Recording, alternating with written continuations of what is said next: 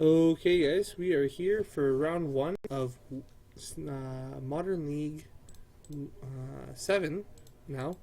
And we are going to have a good match for you guys here between Richard S. and Quinn O. Yeah? They're pointing it out, that's fine. I heard. Did you hear what deck he was running? Yeah, I heard. Yeah. That's fine. Um, so the big thing here for Rich's deck, I'm going to just push the door closed. The big thing here for Rich's deck is that he's going to be trying to have as many creatures enter play as possible, and gaining as much life as possible as a result of that through Soul Wardens, Soul's Attendants, and Auriok's Champions. And Quinn is going to be trying to prevent Rich from gaining that life through burn spells and counter spells and keeping him off his creatures and the such. So we'll see a good match here. I suspect that Rich will get game one just because he has the advantage there. But anything's possible. So we're joined today in the booth by one of our players who happens to be on the bye this round, Joe. Joe, you were a champion, weren't you, a couple seasons ago, right? And Yep. you won one. So a former Modern League champion here with us today, so that's always exciting. So, yeah, good stuff. So, any thoughts on these decks? Any guesses as to who you think is going to get the upper hand? Yeah, I agree. Richard will probably take game one, and I think anytime with sisters is if you have a good opening hand, you can go pretty confident into the game. It looks like Richard's doing okay. So Yeah. So he's got some Lingering Souls in his hand. Looks like an Ajani's Pridemate in there possibly as well. And then he's got Squadron Hawk too. Is that one of the cards in there that I see possibly? yeah, looks like it. Lingering Souls is really tough for control to deal with. So Mm-hmm. And there's the Hawk as you were talking about.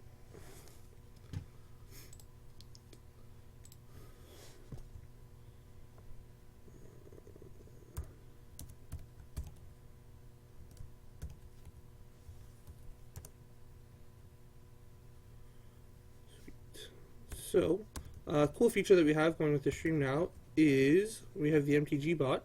So what you can do is you can type in exclamation mark card and then the name of the card. So for example, we can pull up Squadron Hawk, and the bot should give us Squadron Hawk. But then, do you have to space it or? it should have given it to us regardless. Shouldn't need a space. Maybe it does, maybe it doesn't. I might actually have to go to the MTG bot Twitch page and follow MTG Twitch bot to get that to work. So we'll deal with that between rounds because it'll slow down the game and make it difficult for you guys to see. And we're going to take a quick break on commentary for a sec. We need to make sure that the stream is running at the best possible speed for you guys.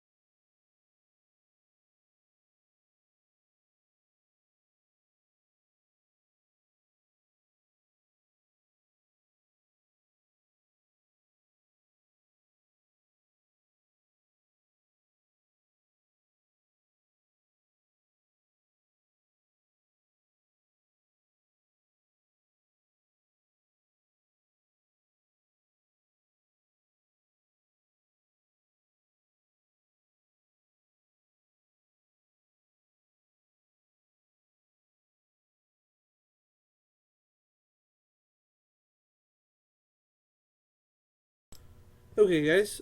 So that seems to have solved most of the issues, and we'll get some good magic in now for you. So Quinn's got a resolved Blood Moon, which doesn't do a whole lot against Chris on his red-black iteration of Soul Sisters, or not red-black, white-black, sorry. And he's got some Squadron Hawks in play, so that's gonna get some work done for him. But I imagine those Thopters are kind of holding the fort down a little bit. So he did lose his access to black mana with the Blood Moon coming in and taking out that Godless Shrine and making a mountain. A little bit of a... It's a lot of value for that electrolyze. Yeah, for sure.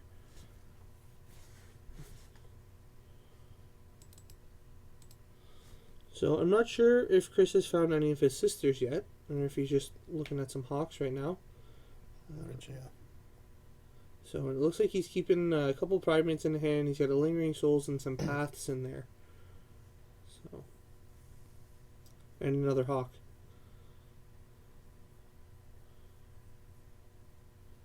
So we're going to see the first of the Primates come out. It's going to get spell snared.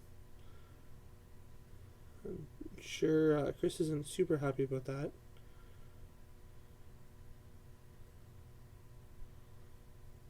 And we're going to see some souls.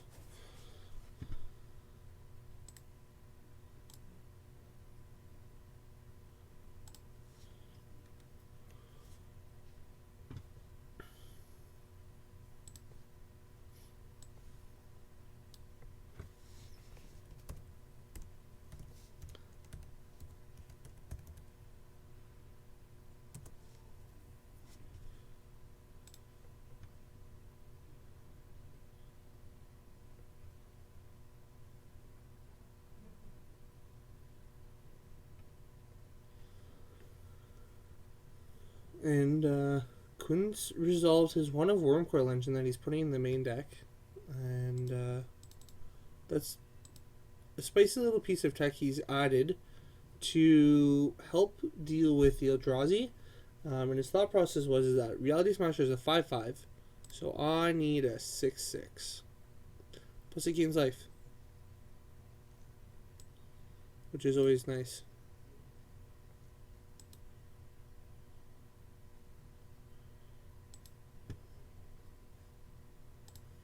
It's nice to be able to gain a little bit of life and get some extra help there.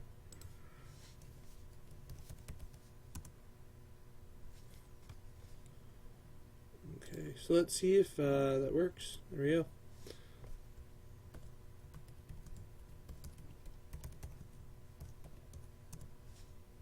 And there we go. We got cards working for you guys now with the MTG bot.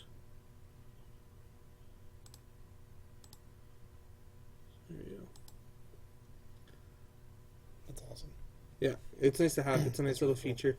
It's a cool free thing that we have that is nice to have a little bit extra help, and it can help you guys remember cards and help pull up some cards on this end and go from there.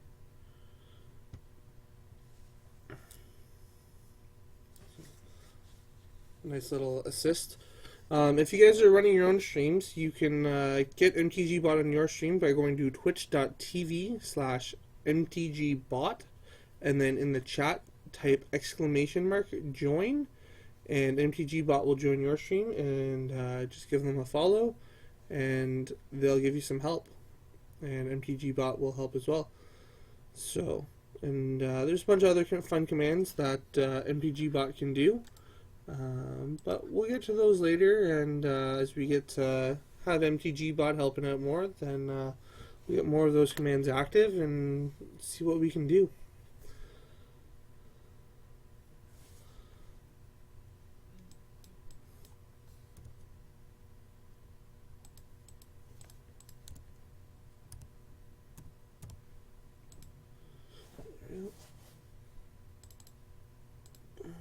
Okay, so Quinn taking a couple points of damage there from the Squadron Hawk. That Wormcoil is going to put into work in this game. Oh, for sure. Yeah, it's going to make it so that way we're just going to have to path it. But Quinn probably just has counter spells for days. So it looks like Chris is gonna use his souls to block the Thopters, which is not too bad of a plan, but it puts him down to 3, 2, should be 2, and he's gonna gain 6. So this Worm Coil, huge for Quinn. He's got 1 main and I think 2 in the board. So something he tried yesterday, and he never got to cast it yesterday. Oh, this is just really late to the party here for Chris. So it's really not what you want when you look at deck building. You don't want to be drawing your Soul Warden this late in the game.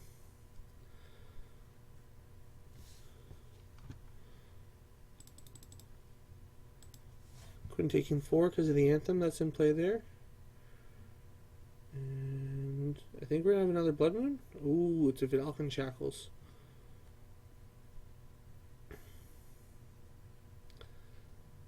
Quinn's going to take the Soul Warden, which is going to allow him to start gaining some more life when creatures come into play. And a little nifty interaction there for Quinn. So Shackles is kind of his favorite card to play with right now. Quinn's one of my testing partners and a member of Team Thunder, as is Rich. And Quinn and I have been running Infect and Blue Moon against each other for quite a bit now. And it's starting to hurt a little bit. It's starting to hurt. Okay, so Quinn's going to be doing this jump between 16 and 23 almost every turn. And there we go. There's a path from Rich to take care of that Worm Coil engine, and no tokens are going to come into play here. So Chris is going to be able to just continuously come at Quinn now in this air, and Quinn's not going to have much he can do now that that Worm Coil engine's out of play. So hopefully what Quinn needs to do is find a Snapcaster Mage, and then he can just target one of the burn spells in his graveyard and just finish Chris off that way. I think that's the best thing that Rich or Quinn can hope for.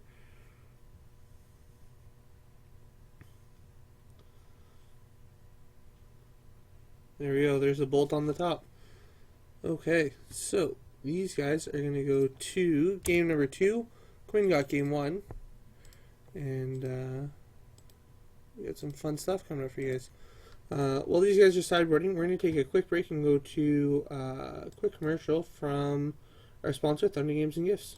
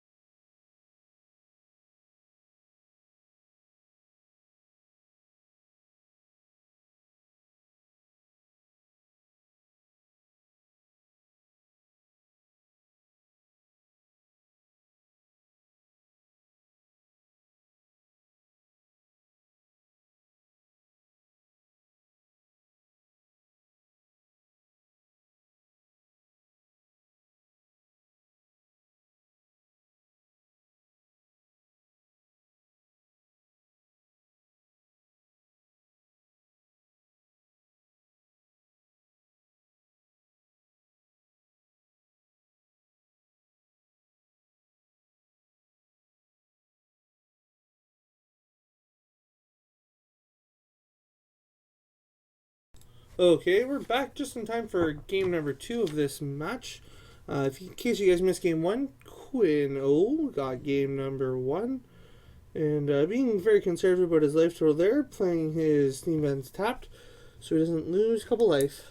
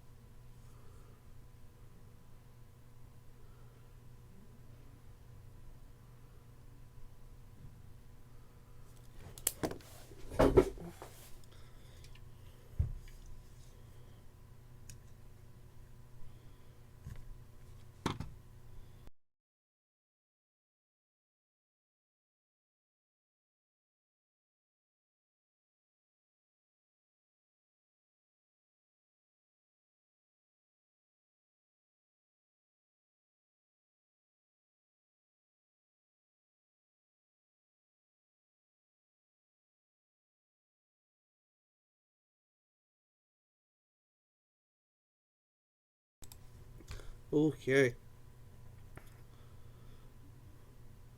So, Chris has got the right start here. He's got a Soul Warden and a Soul Attendant in play, and one other fun creature.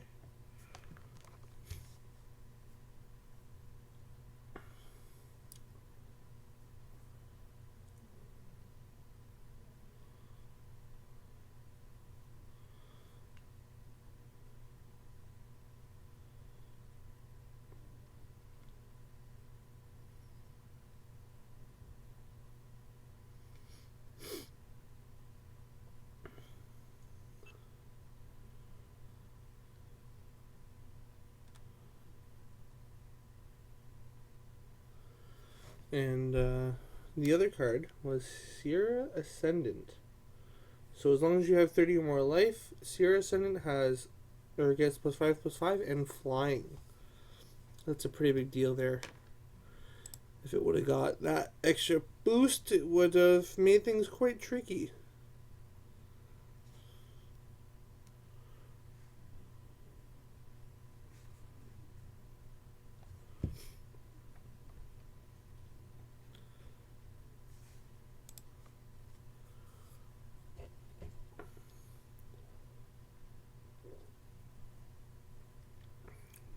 So Quinn has not done very much this game yet so far.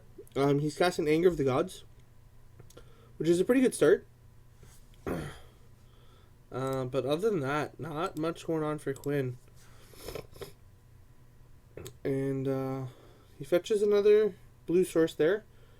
And that's going to help him cast his crypt commands. We'll see if he's got a Blood Moon coming up anytime soon and cut Chris off his black mana and take care of the Ghost Quarter. But for now, he's got an Electrolyze to take care of a couple Lingering Souls. And Rich is going to flash it back. There we go. And it looks like Rich is holding a Path and one other spell.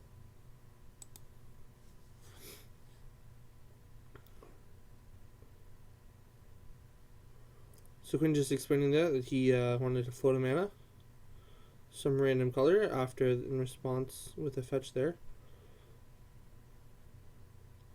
So Chris giving Quinn extra mana to work with here. So Quinn has 1 mana of either red or blue floating, and then he's got triple island that'll tap for blue, and a mountain, and a Steam Vents that'll also tap for some random assorted color of mana. Okay, so we have a Snapcaster Mage, target an Electrolyze. Electrolyze, ping ping, take off another couple of souls, draw a card off the Electrolyze, and then we have 1 mana left. Quinn's got 2 Scalding Tarns in his hand and a Burst Lightning. So Quinn will probably just be waiting for something big. That's an Anthem there for Chris. I don't think Quinn has a good way to deal with that at the moment.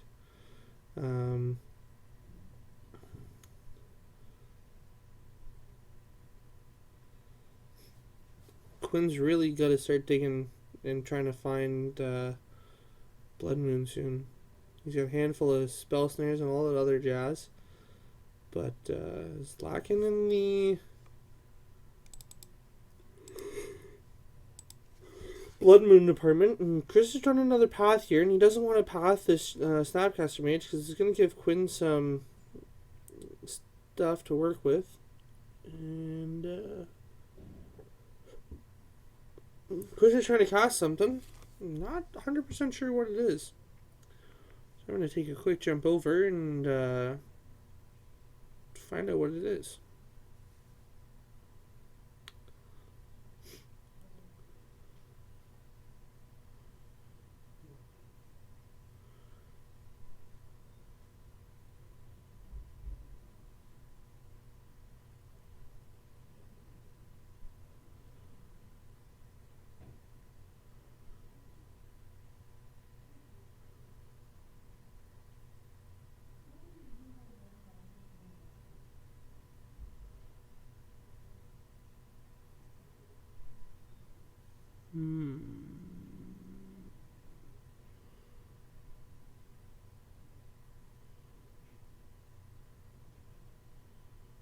For 3 mana, what can Chris do with 3 mana?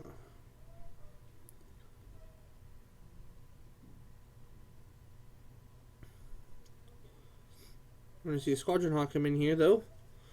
That's going to get spell snared. And Quinn found his Blood Moon finally on his last turn.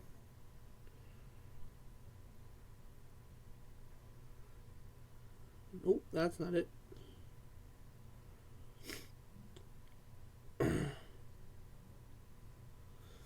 And this pardon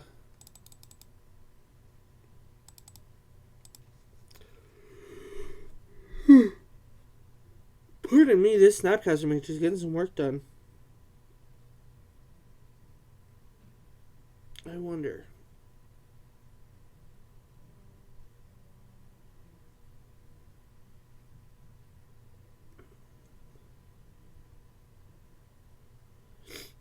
I can't tell if that's a Spectral Procession or some other stuff. The enchantment that Chris has in play is Honor of the Pure, though, which gives creatures +1/+1. And Quinn's gonna burst lightning, targeting Chris's face. So he's gonna try and deal 4 damage here on the burst lightning.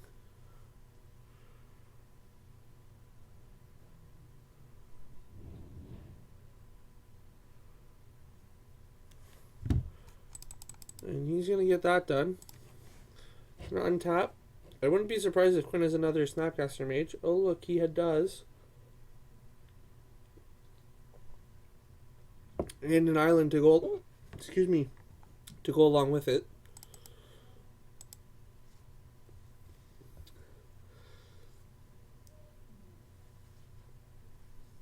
Snapcaster Mage, target Remand. Remand that back to Chris's hand. Still not sure what it is.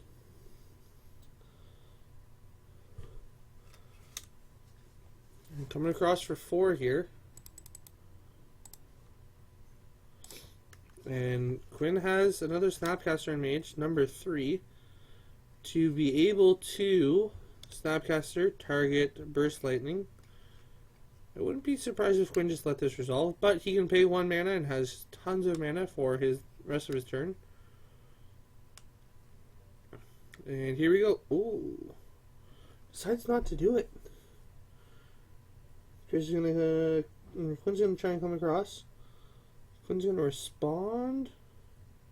4 mana. Cryptic Command. Draw a card. Path. One of them's going to get Path. Quinn will get to go fetch up a basic. Gets an island. Chris goes down to 4. And that was almost game. And Rich has another Path in his hand that he can use on his next turn to help survive a little bit longer.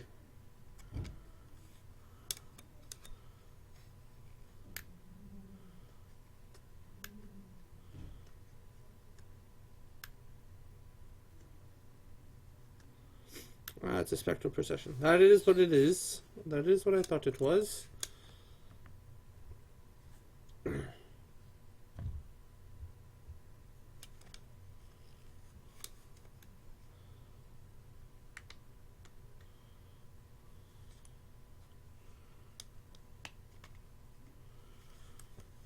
And there's a Wormcoil engine for Quinn. Really surprised he didn't just play the Snapcaster and go Snapcaster, target Burst Lightning your face for the win. So there's a Pride Mate for Rich. So he's still missing the key piece in a Soul Sister. Quinn's going to take 6 and go to 6. Until Rich can find something else to get the win. We have a Lightning Bolt targeting the Pride Mate. That'll take care of the last blocker. Napath the Wormcoil. Response, Cryptic Command. There we go. That'll do it. So, Quinn is going to take this one down 2-0. Congratulations to him being able to take out Soul Sisters with his Blue Moon deck. And we wish him best of luck on the rest of the night.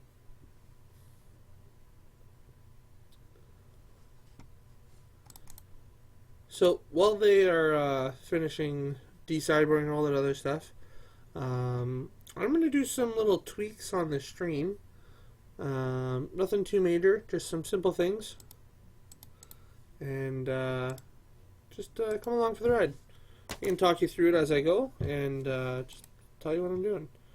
So this here, what I'm trying to do is trying to just make things a little bit more streamlined and easier to keep track of, and the easiest way to do that is to make things simple for people. So with this event, we have Modern League. I'm going to change that to just Modern League 7, because it's number 7 already. Boom, there you go. So that'll change that up. And then we have, I believe it's Standard League 5.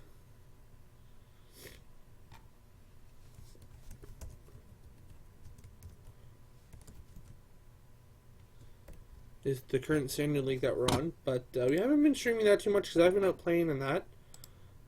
So we've been kind of missing out on that a little bit, not too much. Modern League 7, we'll get that back up for you guys, and we can shrink this down just a little bit.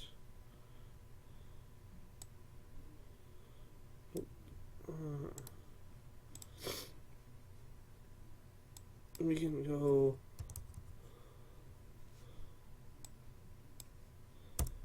300. We'll have to open that up just a little bit more.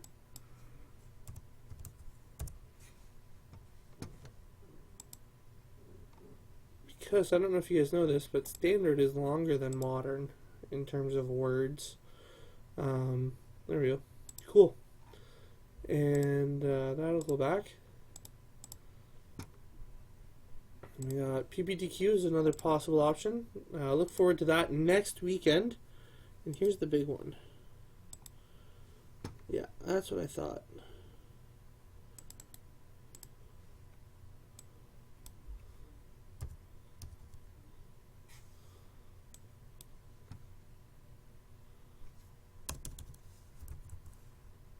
There we go. That'll do.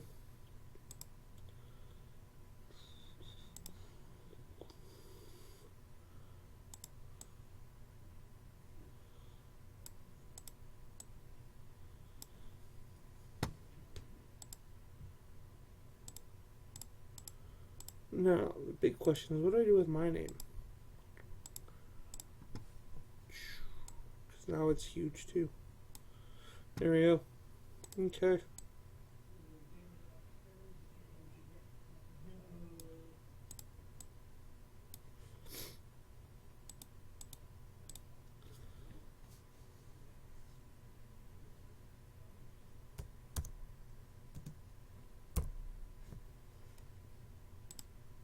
There we go. Oh, that made it just a bit too big. Okay, cool, that works. Doesn't look too bad at all, if I do say so myself. And we got a beautiful play surface left. There we go. So I'm going to start to get this ready for round 2 for you guys. No idea who's going to be playing, but we get it as set up as possible, so that way when we do know, all we have to do is plug in the names and we're good to go. And should probably go back, put this back to Modern League, save that up. And we are on week 1 of 12.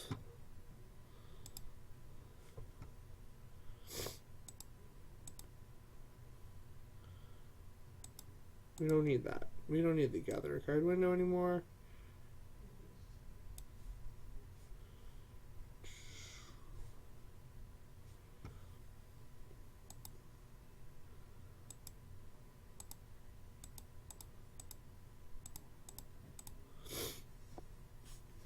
And that's the other thing I'm going to do. I'm going to move that Tarmogoyf. He's going for... Oh, right now we got his number. So his number is going to move up over there, up into the top corner. We'll drop him in behind it. There we go. So if we have a Tarmogoyf number, it'll look like this. We can save that. There we go. We got a Tarmogoyf number. That's his size. Make that a little bit bigger. There we go.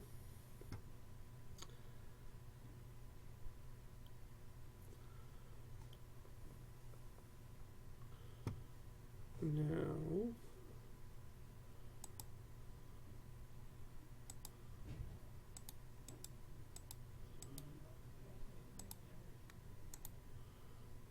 add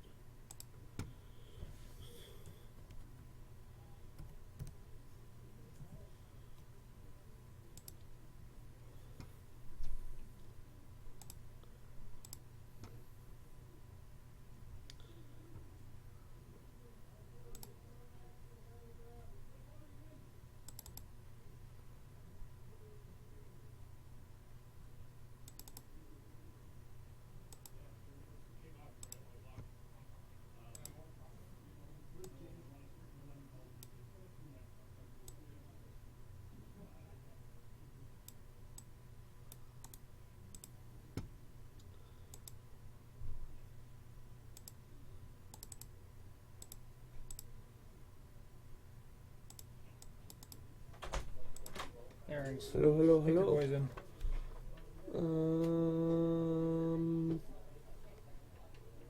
Let's go Joe and Jamie. Joe and Jamie? Joe and Jamie.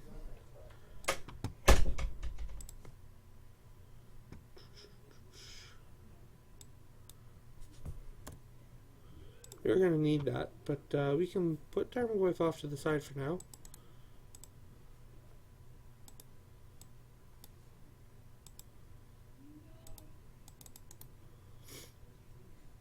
I will have to go out and find out what Joe's playing, because I don't know.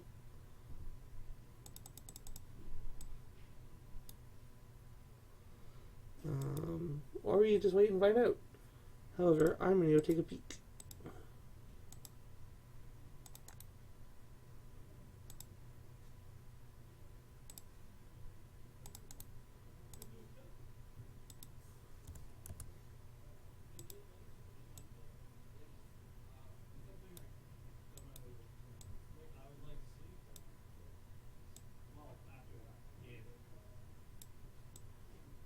There we go.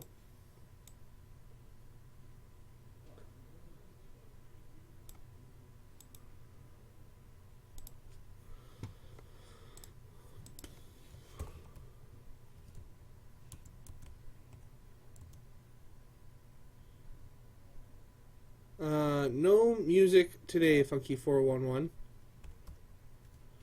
And Frank, the people on stream round 1, were Rich S and Quinn O. And we saw Quinn take it down 2-0. Blue Moon against Soul Sisters.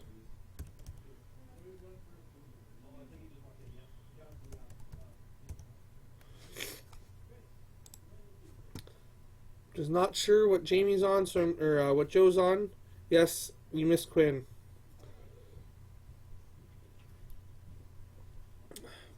You guys both missed Quinn. You guys are slacking.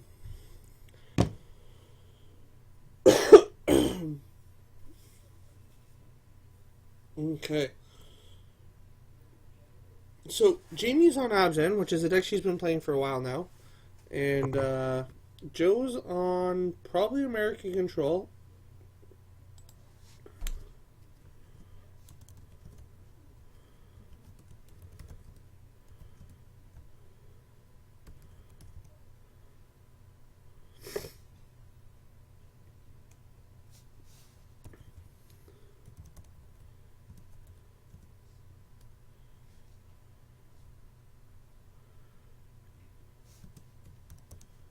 There you go. So, yep, looks like Joe's on Jeskai Control. There we go. We'll get that updated in the stream for you guys.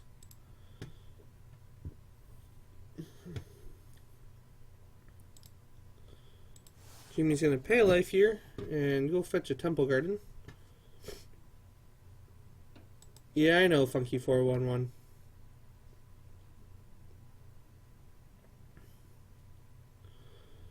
I know who you are. I know who Frank LeBee is too. Frank LeBee. Frank LeBee. He's got to make this tricky on me, eh?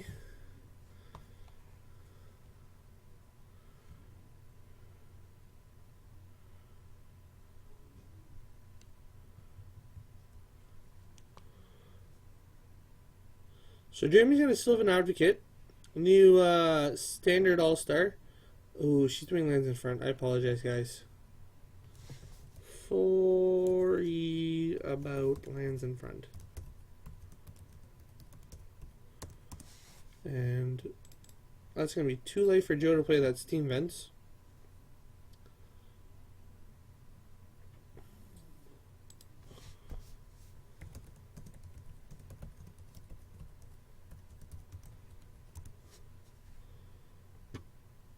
Nope, not going to do that. And it looks like it was a bolt from Joe. Jamie's going to fetch. She's paying 1 life. Here at Thunder, we don't really mind how players play. If they want to play lands up front, we let them play lands up front. We just apologize for the fact that she's actually wanting to do it. So she's just going 18. Not paying a lot of life. Actually, did you know that they used to play lands in front so you could read your stuff? We got a Liliana. Ooh, Wasteland Strangler. So nothing to process. But another fun card for her deck to do interesting things. And she's just getting the base value out of it as a 3-2 or 3-3, I believe it is. And there's another Celestial Colonnade from Joe. And passes the turn back. Yeah, Frank, you missed a Blue Moon action, but at the end of tonight you can go back and rewatch it. Or you can go to my YouTube channel and find it there.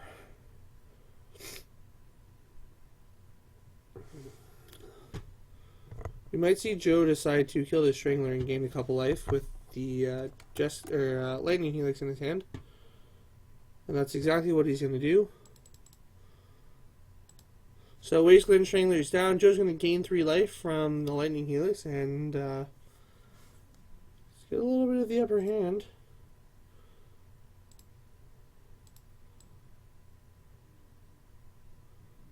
As mentioned before, Joe is a previous Modern League winner. And knows his way around Modern. This is probably going to be his last season that he's playing. He was saying earlier when we had him in the booth while he was on the bye, saying that this was going to be his last league because he's heading to Ottawa soon from Thunder Bay.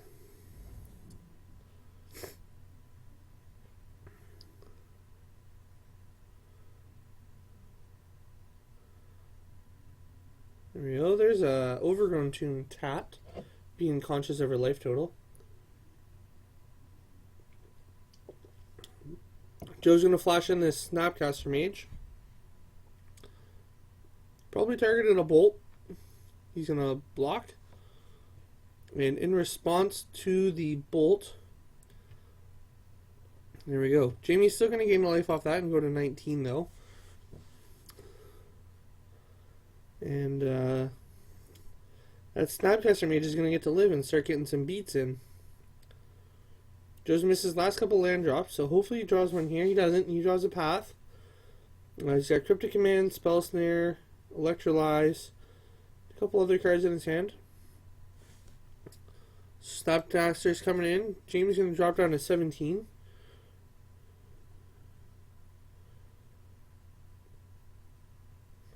And we're going to see a Thoughtseize or an Inquisition, I feel like, here. It's a Thoughtseize, a nice foil Lorwyn one. Just going to ask how he feels about this. And he doesn't care. So he's going to show Jamie his hand. And he's showing her a Spell Snare, a Supreme Verdict, I believe. That's a promo Verdict. An Electrolyze, a Snapcaster Mage, a Path Exile, and a Cryptic Command.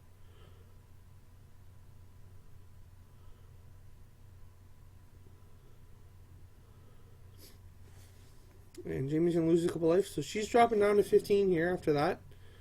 And we're going to see Electrolyze. Jamie's going to take another 2. Joe's going to get to draw a card. He's being nice and playing with his hand up right now. We'll see if he continues to do that for us. And he is. Jamie may have asked him to do that. There's a land.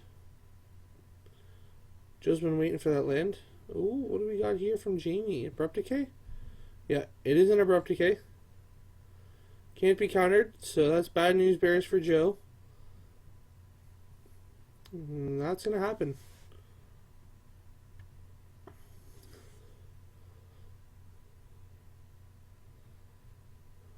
So Jamie needs to find one of her many man lands now, either for Shamley Venge, Treetop Village, any of that fun stuff.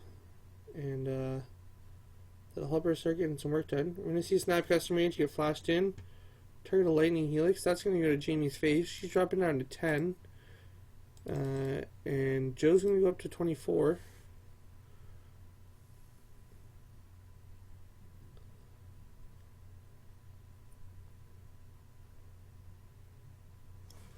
Snapcaster's coming in again. Jamie's at 8. Joe is not getting his lands like he needs to. That looks like it might have been another Sylvan Advocate, but it may have been an Inquisition.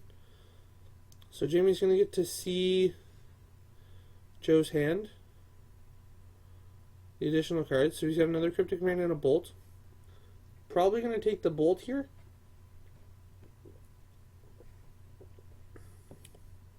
Yep. So Joe was thinking right and could have fired the Bolt off to put Jamie down to 5. Could have also just cast Cryptic Command to counter it and draw a card. Still can. Well, can't really counter it, but he can draw a card and tap down your team. Or bounce a land. We got a Path coming across to take care of the Snapcaster Mage. There we go. So he's going to resolve the Path first, and then he'll shuffle. His deck will get shuffled. So I'm going to get... Oh, yeah, gets a mountain.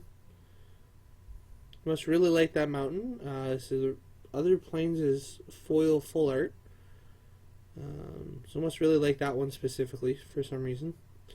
Draws this card off his Collector's Cryptic Command. So he's got 2 cards unknown to Jamie that he's working with.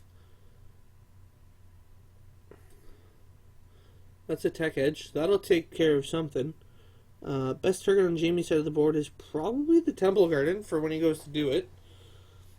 And Jamie's got another Overgrown Tomb. Not sure why she revealed that, but she did. So we're going to see this Tech Edge get activated. Nope. Vendilion Click. Ooh, this is a spicy one. So options are Path and Verdant Catacombs. So option A is make Jamie get rid of the Path, which he's going to do, and gives her a new card. Chance it could be a land, chance it could be something really good. The other option was to not take anything and hold up Cryptic Command for Joe's turn, and to also have the ability to activate his Celestial Colonnades if desired. But Joe's going to take this one down. Game number 1 is going to go to him. And these players are going to go to the sideboard. I imagine that Jamie might take out her paths. They just seem really bad to give Joe more land drops. And imagine Joe's going to want some way to help deal with some of the Eldrazi. So I imagine Supreme Verdict comes in. The Dispels will probably come in. Summoning Silence stays out. The Abrupt Decays are coming in, which is, not Abrupt Decays, Spellskites are coming in, which is an interesting call. We might also see the Anger of the Gods come in, because that'll wipe Jamie's board and deal some damage to her creatures. And Supreme Verdict.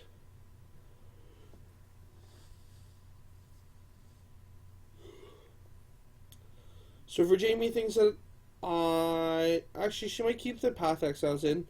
What she'll probably also do is bring in some number of Core Firewalkers or Burton Forge Tenders to help deal with Anger of the Gods and other burn spells that way, so she can gain some life from those.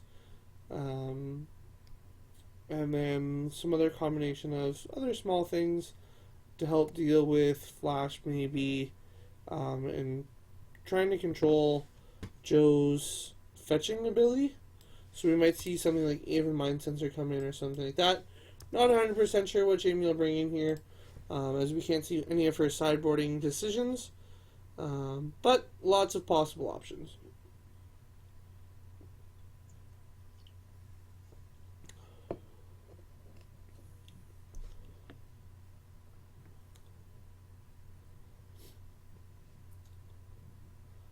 One thing to note is we didn't see any Tarmogoyfs. No, Frank, neither of these players are on Eldrazi. It is Modern. There is... Let me see. So tonight, the options of decks are Death Shadow Combo, an Esper Control deck, Murder Proc, Abzan, which we're watching, Affinity, Blue-Red Eldrazi, Jund, Blue Moon, Affinity, Soul Sisters, which we watched last round, and Colorless Eldrazi. There's another Affinity deck, and then Joe's Jeskai Control.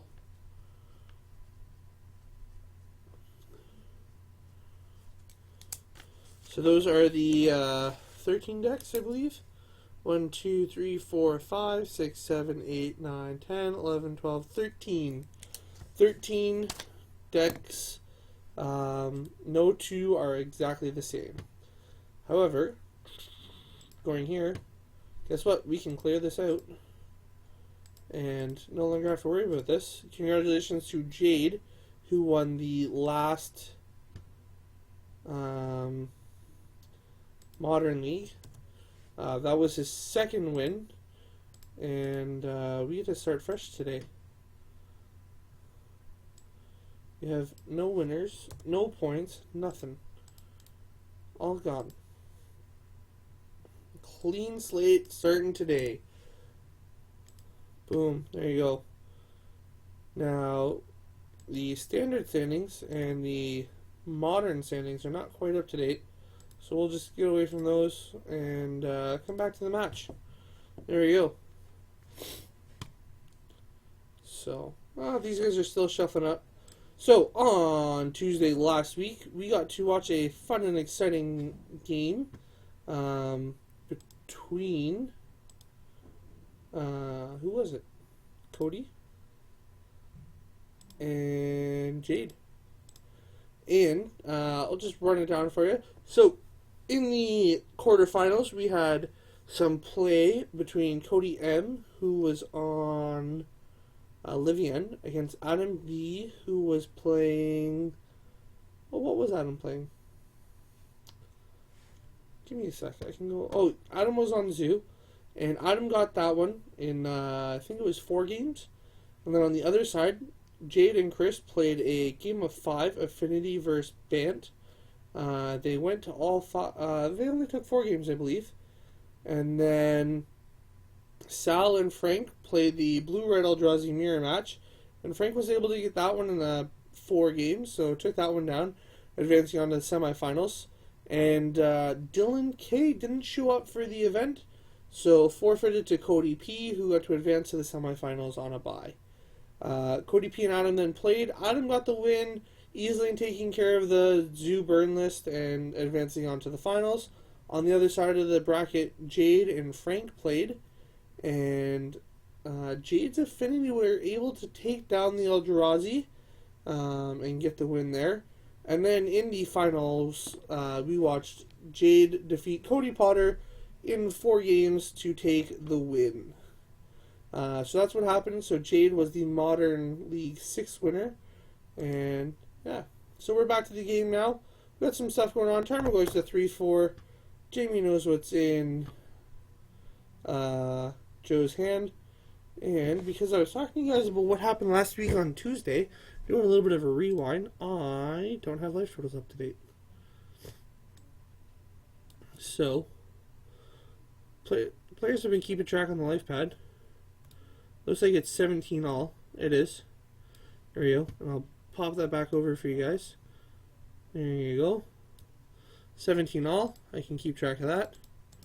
17, 17. And then we'll pull this back down and just tuck it away.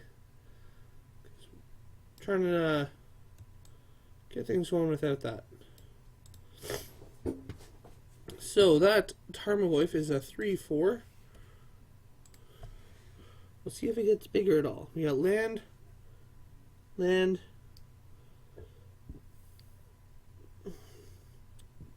sorcery. Yeah. And Joe is remanding the Thoughtseize that Jamie tried to cast there. So we got land, instant, sorcery. And coming back over to Jamie, she's still on Jamie's turn. She plays a Stirring Wildwood, which comes into play tap. That's one of her man lands. And Joe plays an Arid Mason, passes the turn back. Jamie's going to untap now. And hopefully she drew something that's going to help to start giving her some card advantage here. Going to combat with the Tarmogoyf. He's a 3-4. He's coming in hot. Joe's going to take 3 points of damage. Drops down to 14. And Jamie plays a Windswept Heath. Joe's got Bolt, Snapcaster Mage or Remand, and 3 Cryptic Commands in his hand, I think. And Jamie wants to know what the other 3 cards he's got in his hand. So it's a Steam Vents, and then 2 other things, and then 3 Cryptic Commands, which we see off to the side there. So we see a Snapcaster Mage, a Lightning Bolt, and 3 Cryptic Commands. I'm going to guess that the Thoughtseize takes the Snapcaster Mage, because it keeps Joe from being able to flashback anything that's in his graveyard right now. And he's a turn behind being able to do that. However, with the Cryptic Commands, I don't like that at all. We're going to pay 2 life to still let him have access to 3 Cryptic Commands. Unless Jamie's got like a Surgical Extraction here or an infinite Obliteration or some way to get rid of that Cryptic Command, I don't know what we're doing here. I for sure would have taken the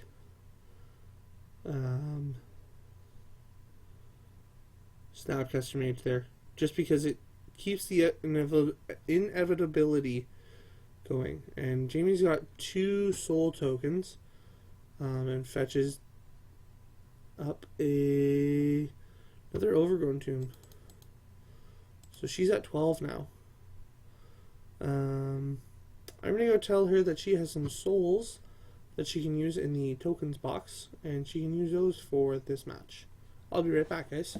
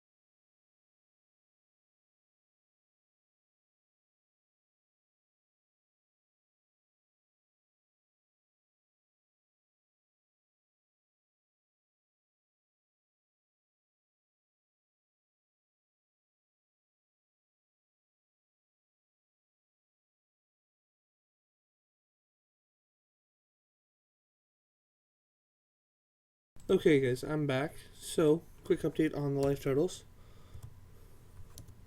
Joe's at 2, Jamie's at 9. We're feeling fine. So, that Casali Prime Mage is going to get bolted, or Jamie's face is going to get bolted. One of those two.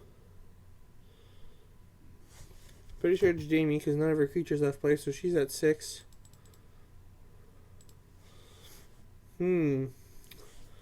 Tough decision, Joe.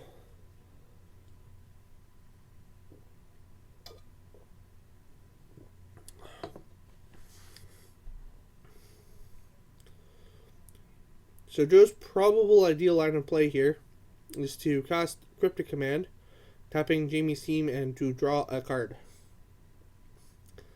I think that's the best plan. We have 2 Cryptic Commands. Let's do this. We'll hold up Bolt.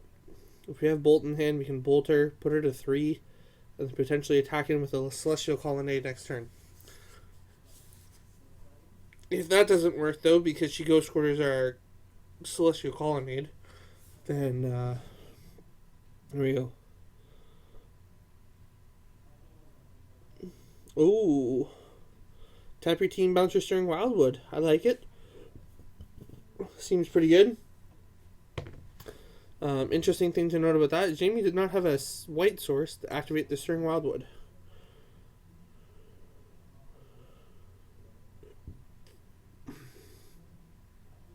So, Joe has basically time locked Jamie for a single turn. And we'll just wait and see what happens now. Jamie's got 3 mana. She got a Kitchen Finks. She's going to gain a couple life. I believe it's 2. Watch this. Fun part.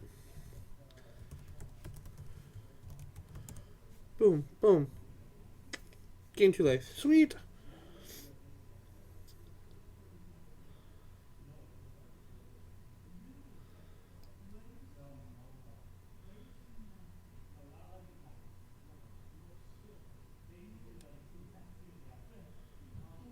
Okay, so Joe has another turn where he can just simply cast Cryptic Command, and all will be good, and all will be happy. And he can bounce Jamie Stirring Wildwood again. Another Cryptic Command. Tap your team. See what the second mode is. Second mode is to bounce the Stirring Wildwood. Time locking her again. Oh, what's this? It's a Liliana. Ooh, I can start to get some work done. Ooh, Joe's gonna Lightning Helix. Oh, discarded Lightning Helix. Ooh, that's not feel good. What is the other card in his hand? What is it? It's another Lightning Helix. Ooh. So, the big question, does Joe have enough mana to activate Colonnade and attack without dying?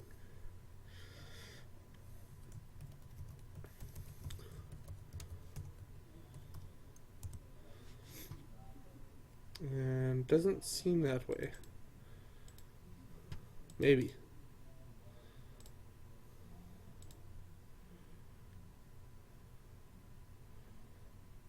So Jamie plus the Liliana again, so that's gonna spell some trouble here for Joe.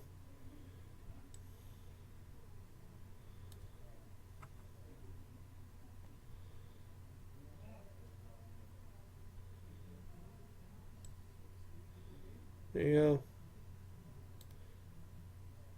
It was that close.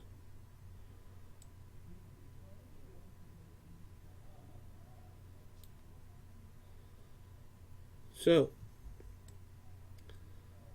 pretty sure Jamie got that one. Pretty sure.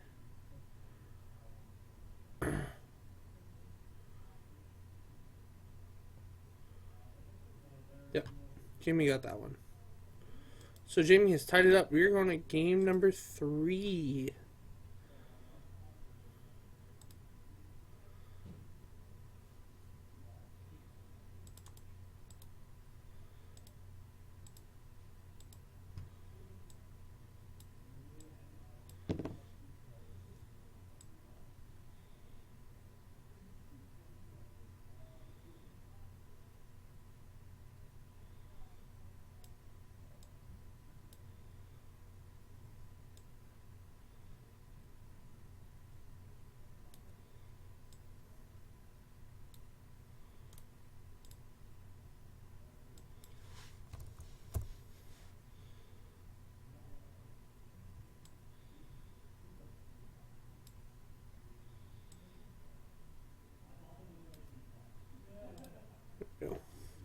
Just doing some other small cosmetic changes on the stream here for you guys. So, I'm going to reset those life totals. We're going back up to 20.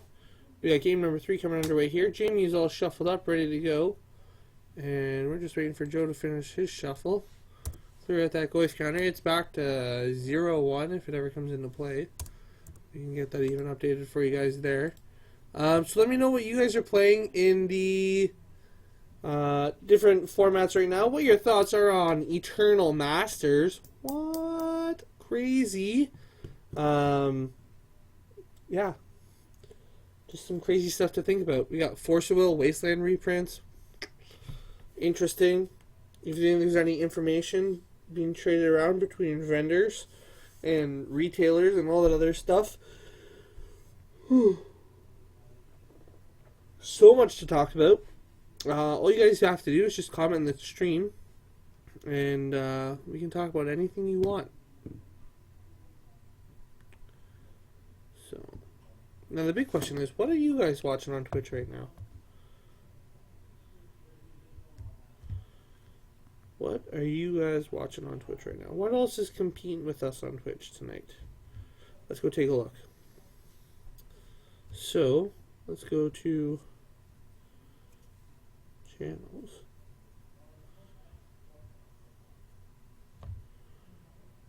Let's go start with games. Go to games. We'll slide down to Magic. We'll see who else is on tonight. Let's take a look. Oh, that's why. A lot of you guys are over watching the Channel Fireball stream. Frank Laporte's also got a big stream going. Channel Fireball's got a second stream.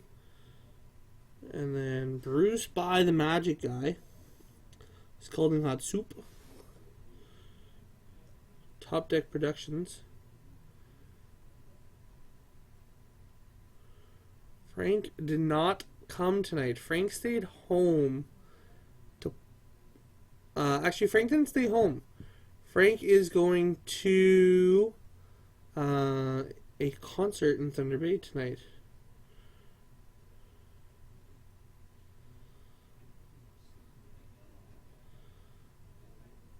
Well, we're in and around there. All the other top-down Magic. Yep, there's us right there. Cool. Okay, so let's get those life totals up to date here.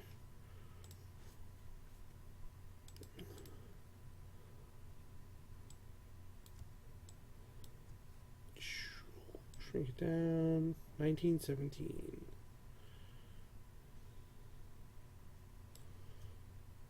Pull it back up.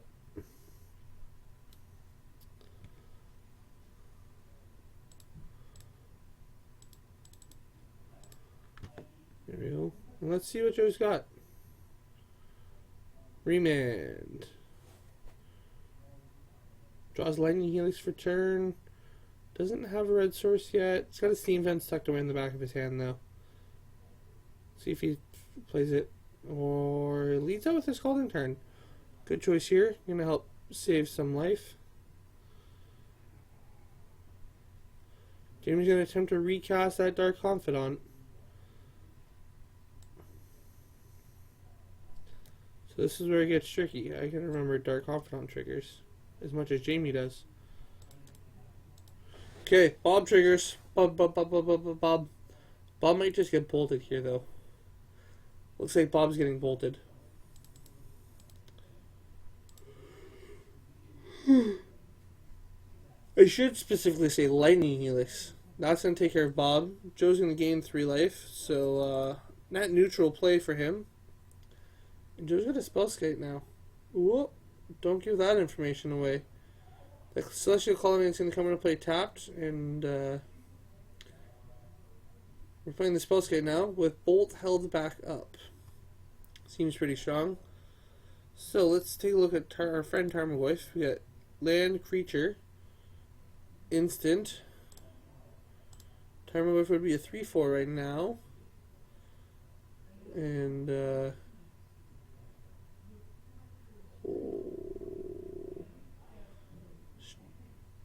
curious to see what Jamie's doing here to this poor unfortunate Spellskite.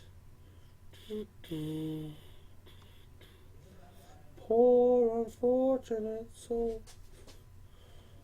What's this?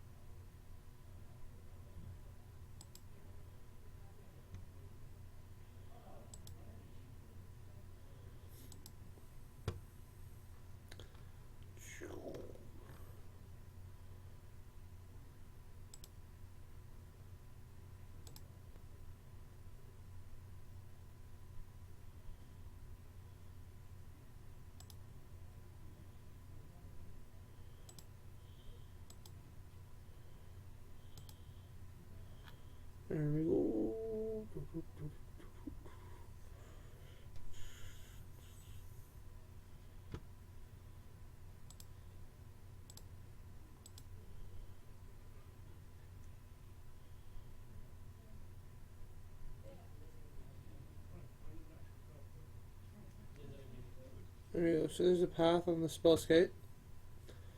Joe's going to go get to look for a basic. Probably gets Mountain. Have a second red source. Yep. Gets Mountain. Jamie's going to take another couple life here for that Godless Shrine. And then we're going to have a Liliana. Liliana's probably going to go up. Let's see. Take her up. Oh, she's got another one in hand, too. I don't like using the path on the spell set if you have a Liliana. That seems like a little bit of a waste. That seems a bit backwards, if you ask me. It should have been play the Liliana and then take it up. Make it, or take her down, make him sacrifice the Spellskite. Because he only had one mana. He's gonna bolt Jamie here, bolt Liliana. Yeah, he's gonna bolt Jamie here. Jamie's gonna go down to 11 by my math.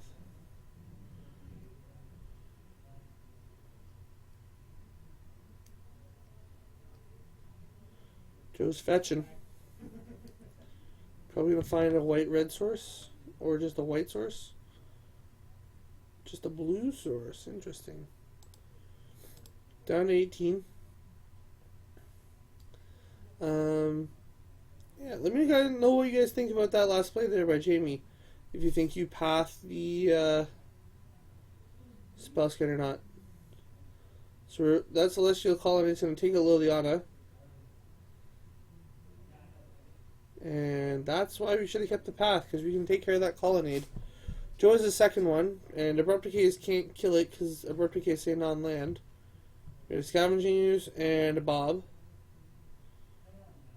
So Joe's going to have a chance to Supreme Verdict here. Just clear out the entire board. Player land, Supreme Verdict. Life is grand. 1, 2, 3, 4. Cha-ching. Verdict. Bye-bye, Bob. Bye-bye, Ooze. You're not going to get to play today. So Joe's doing a very good job of controlling Jamie's board and managing it. And I like how he's doing it. So Timer Life, if he were to come in now, would be a 5-6. And these guys have 10 minutes left in their game.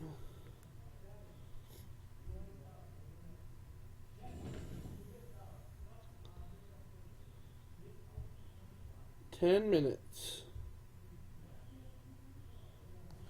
There we go. They have 10 minutes left until time. And Joe's got this one pretty well controlled here. Jamie's short on Manlands and Sylvan Advocates.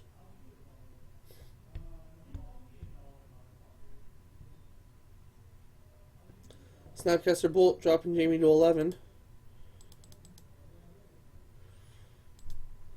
From 11 to 8, I should say, sorry. Joe can activate the Colonnade and the Snapcaster Mage and swing in here. Still have both held up. We're going to Abrupt Decay the Snapcaster Mage. Taking 4. Oh, 4, not 3. There we go.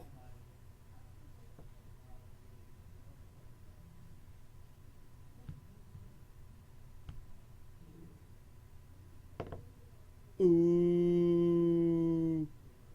That's a spicy one. Shadow of Doubt. Players can't search their libraries. There we go. And Joe's going to take this one, cleans it up, and improves to 2-0 on the night. There we go. Congratulations to these two players. We'll see probably Joe next round. And probably won't see Jamie next round. Reset these live totals for you guys. Start to get ready for round number 3. Lots of more exciting action coming your way. Right after a brief message from our sponsor, Thunder Games and Gifts.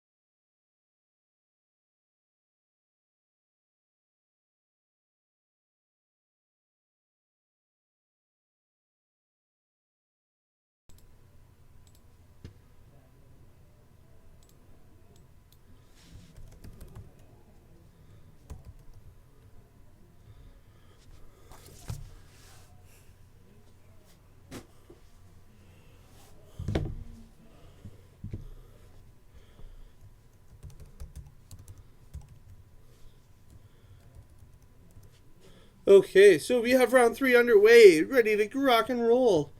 We're gonna get Tarma Wife and Friend off stream, or off picture.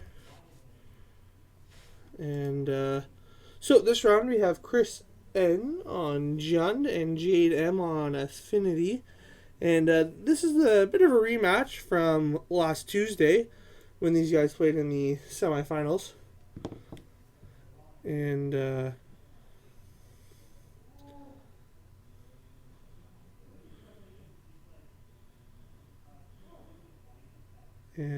Jade got the win last week.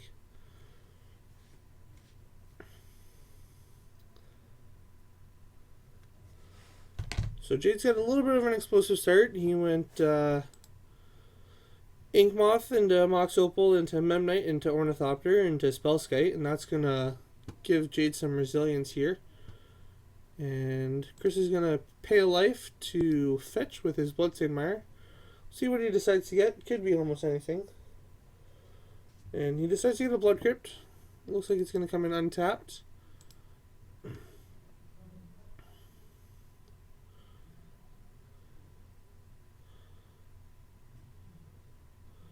And I imagine we're going to see a Terminate here. Oh, it's a Bob. Okay. So we're going to have Bob triggers to keep track of. And to watch and wait for anxiously.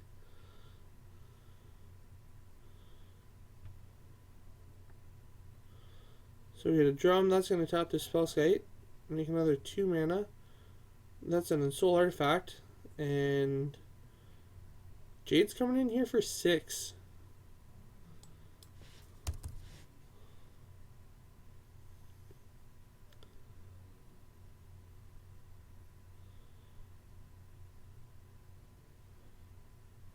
So Chris is going to block with his Dark Confidant. He's going to take 5. Drops down to 12. Has a Tarmogoyf. So Tarmogoyf and Friend can come back.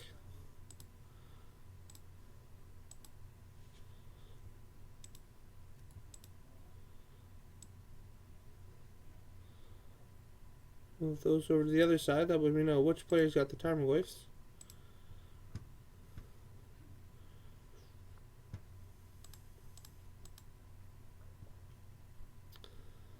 That's a Ghost Quarter. That's a good one for Chris. Yeah, Tarmogoyf coming in. Tarmogoyf is not currently a 5/6, I don't believe. Artifact Creature Land. Tarmogoyf is simply a 3/4. Artifact Creature Land. We have Cranial Plating. Glimmer Void. Jade's going to take 2 here for the Vault Scourge. Cranial Plating going on to the Ornithopter. That's a 5/5.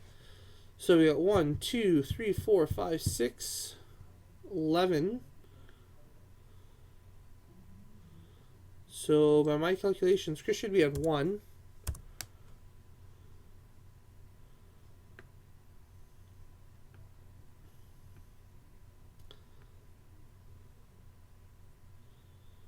We're playing the Inquisition here. And Jade had no cards in his hand, so that was just, I'm going to do this for fun. Okay. Oh, dropped down to 1, and then that was it. So it was a fast game by Jade. Jade got game 1, quick, fast start. So Chris is going to look to try and find some inevitability here. And try to make it work. Because that took all of 4 minutes. So, wouldn't be surprised if we get another fast game here from Jade. And we're going to have a long intermission between these 2 rounds. So, we may also have some people slide over and do some playing on the stream. I might even go out and play on the stream. We'll see. See what happens. So, but right now, what I'm really excited about is started playing around with Mardu Green or Abzan Black or Jund White or whatever you want to call it. It's 4 color, no blue. How about that? Let's make it easy. started playing around with that. Starting out as a Planeswalker deck. Had the curve of 3 mana Nissa into 4 mana Gideon into 5 mana Obnixilis. Also at 4 mana was Sorin, and then into 6 mana Chandra. 7 mana wasn't really doing anything. 8 mana I considered putting Ugin in, but just didn't get around to it. Didn't seem like it was gonna get there. It just felt really weak, and decided not to play it. So I didn't put Ugin in. Got blown out a couple of times by like aggro decks, and was like, Ugin wouldn't have made a difference here. So the point of the deck was just to make infinite blockers with the tokens off the Planeswalkers of Nissa and Gideon, and then to gain life with Sorin and all that other fun stuff. However, the curve of the deck is slow because it doesn't have any like good turn 1 mana dorks or like acceleration that way. So it was really awkward that way. It lost a lot of decks. Death Rose 68. We don't really ever stream limited. The only limited events that we have going on here are normally like drafts on Friday nights, and our drafts are at the same time as FNM, and I'm normally playing in the FNM. So we don't really ever see much limited. We try to stick to modern as like our go-to, always having it streaming on Tuesday nights. I've even set up my schedule so that way I can continue to stream on Tuesday nights. The only reason I wouldn't be streaming on Tuesday if I decided to play in the league. Okay, so Chris gets to take a look at Jade's hand. There's a Cranial Plating, an Island, a Darksteel Citadel, Signal Pest, another Darksteel Citadel, a Mox Opal, and a Thopter. And I think Chris is going to take the plating. But yeah, Death Rose. If we ever started doing a draft type format or anything like that, we would definitely look at starting to get more into the streaming of limited events. And possibly our next Sunday league might be a draft format. And I might be streaming that if that happens. So that would be exciting. And we get to watch that and have some fun with that. We set it up so we could watch one player and then what they decided to draft and that what their picks were. And we could try and keep track of that. And then go from there. Something to consider, definitely. And we'll have to see how that works out in the coming weeks with the next Sunday league. So I'm not sure if voting is finished and if it's going to be Legacy again. Or if it's going to be a draft league. Those are the two leading votes right now. So it looks like an overgrown tune for Chris, followed up by a Thoughtseize. So Chris should be at 18, possibly 16. Take a quick peek under the hood. See what Chris has got for his life total.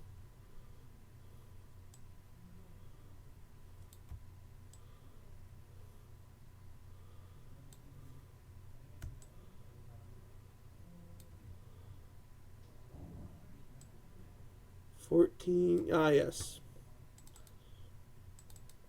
Jade's attacked a little bit too.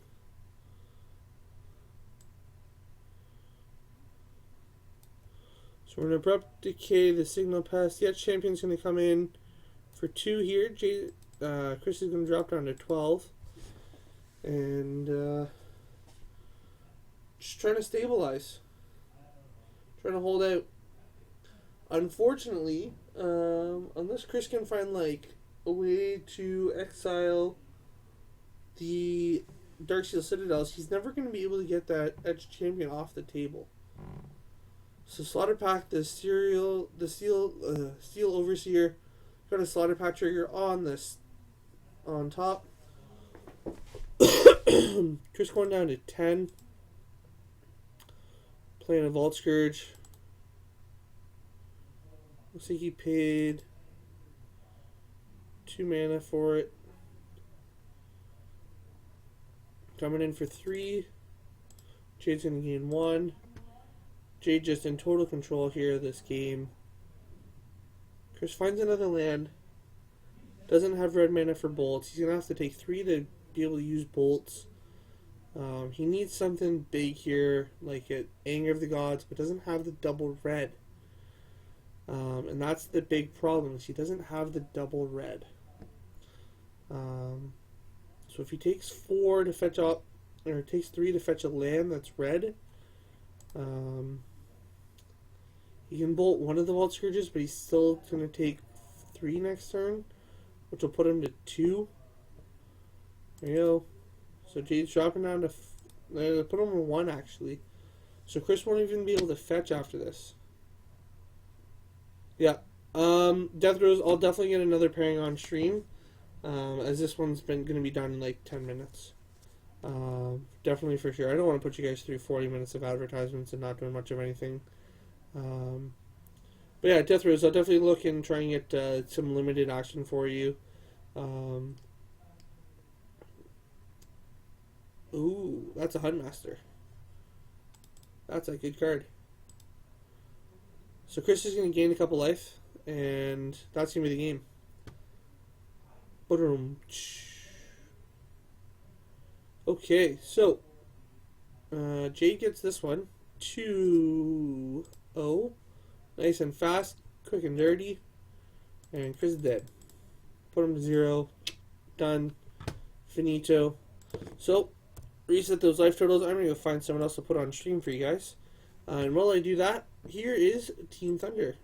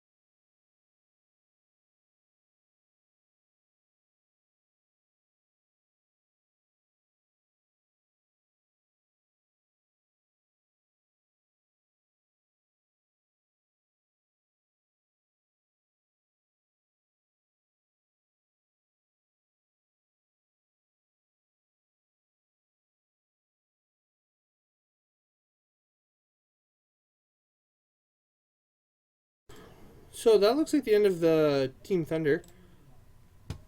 His profession is pizza. Yes, Gaxon. Profession is pizza. Okay, so we got Rich and Jamie coming back. They were on stream earlier tonight. Not against each other, obviously. There we go. 2020. And Rich is currently up a game in this one. So we'll get that updated for you guys. There we go. Rich is currently up a game. And Jamie's casting an Inquisition.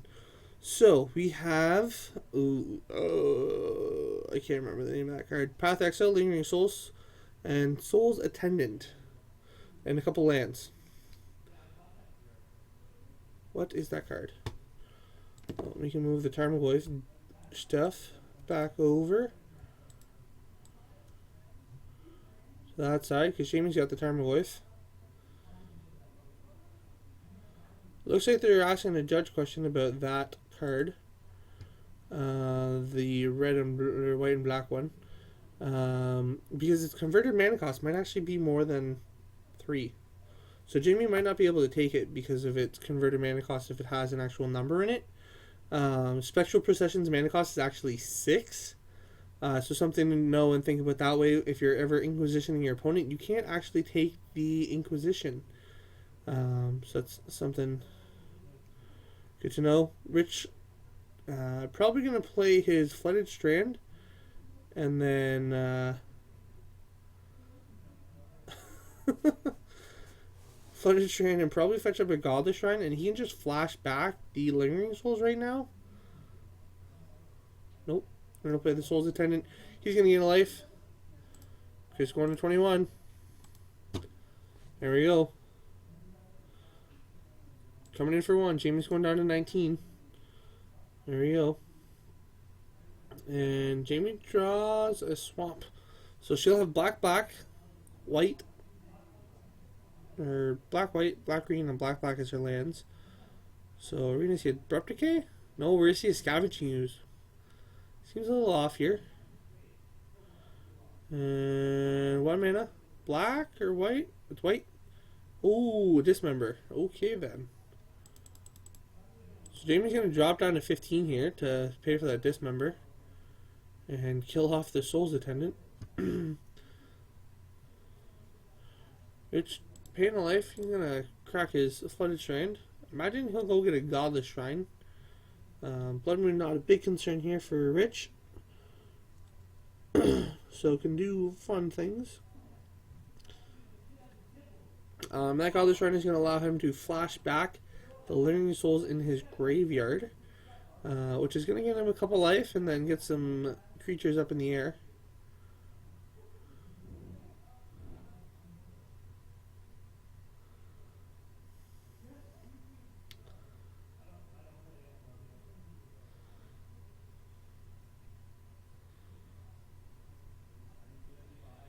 Jamie's got another Scavenging Ooze in her hand. Rich has a Sierra's Ascendant in her hand. And Rich is showing here that she knows about Path and one other spell. I can't figure out what that other card is, though. I apologize for that noise of my phone crashing across the desk.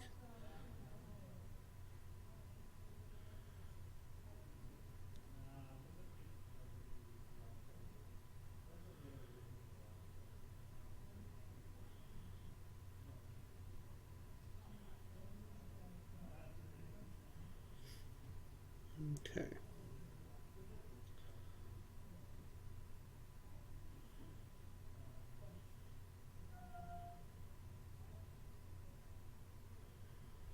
Okay, so Rich is going to gain a couple life here, going up to 22. Actually, should be at 23, 24. If I am correct.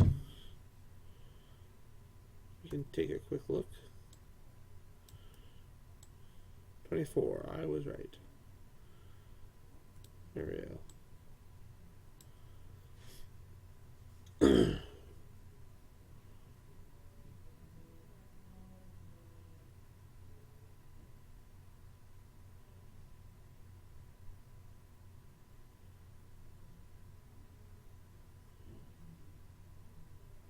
Okay. So let's see. Let's see if Jamie's going to play the other Scavenging Ooze.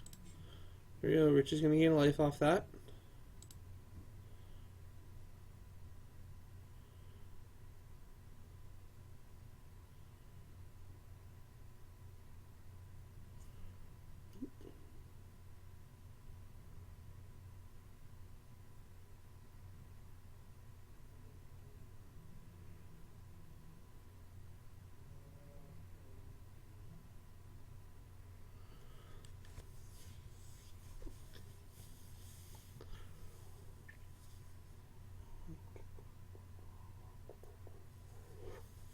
So if Rich can get himself to 25 life,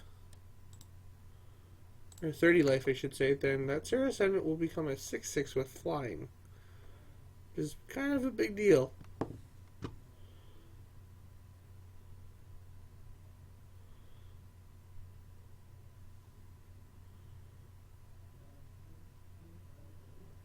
Ooh, Jamie's gonna pay for and dismember the Sierra's Ascendant. So it's dead. Jamie's at 11, and then looks like she's gonna take the 2 damage here from the Lingering Souls or the Spirit tokens.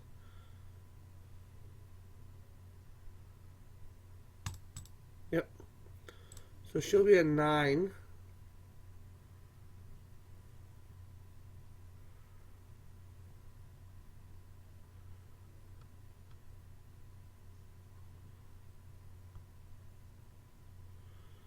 She'll go back up to 10. She'll make one of her scavenging uses a little bit bigger.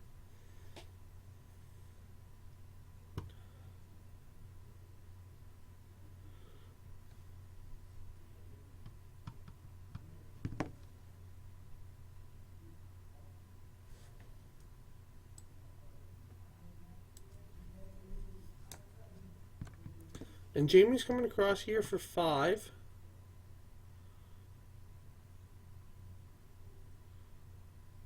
We're just going to path one of them.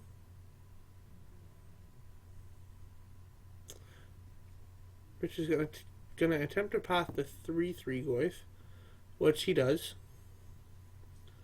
So that'll allow Jamie to fetch up a forest here. And give her some more green mana. And then I think we're going to see Rich pay 2 life. And cast Dismember on the other Goyf, or the other Scavenging Use. Yep, that's exactly what's going to happen. So instead of taking 2 damage, he'll pay 2 life, use his Phyrexian mana from the Dismember, and go down to 24, and kill the other Scavenging Use. There we go.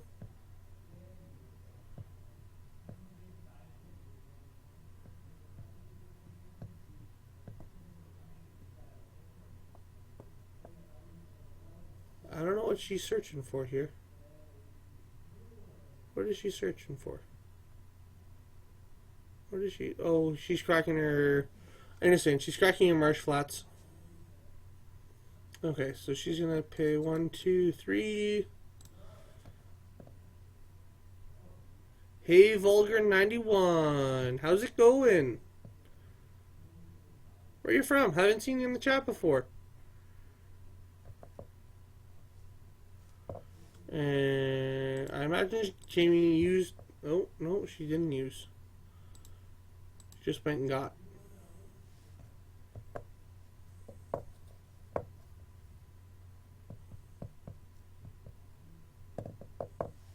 Jamie's at 5 now, or should be at 5? In and around there. Down to 4.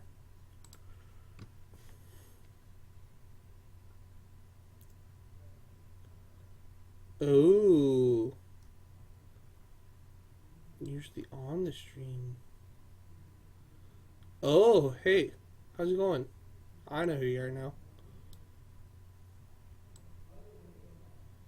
Okay, so life totals are a little bit different down on the player's side of things.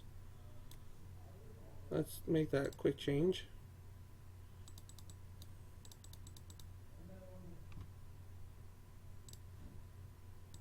Jimmy in there with her Shambling Vents. Okay.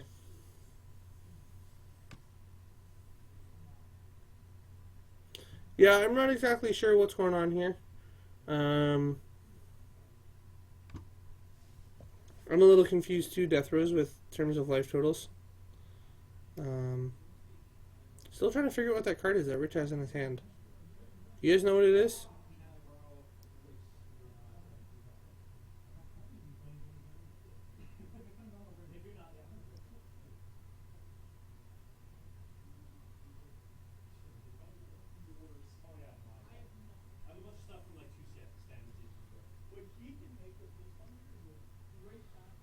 Yeah, Vulgar. The black version with Lingering Soul seems to be better than the white one with Spectral Procession, but Rich is still playing Spectral Procession. So Jamie's activating her Shambling Vent. Coming across here for 2.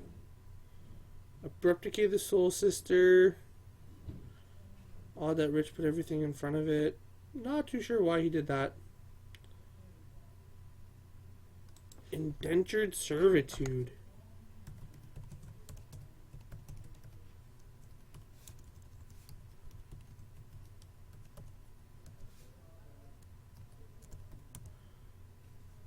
No cards. Oh, okay. Let's try this.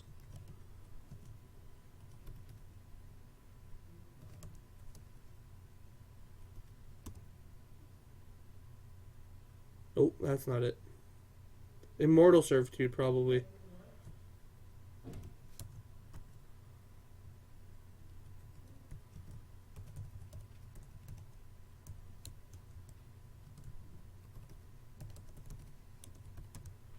Boom, there we go.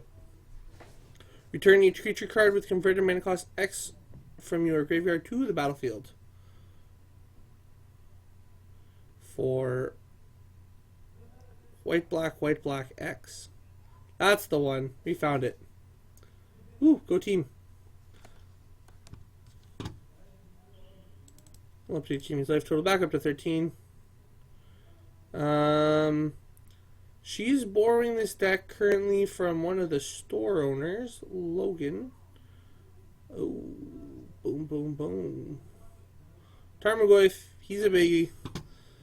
Okay, so let's go. We got sorcery, instant, creature, land. Do we have artifacts? No artifacts. So you should only be a 4/5. Ding, ding, ding. Got a winner. 4/5 Tarmogoyf. 4/5 Tarmogoyf. There we go. Yeah, Vulgar, how come you're not playing tonight? What are you doing? Come play Magic. Come play Magic.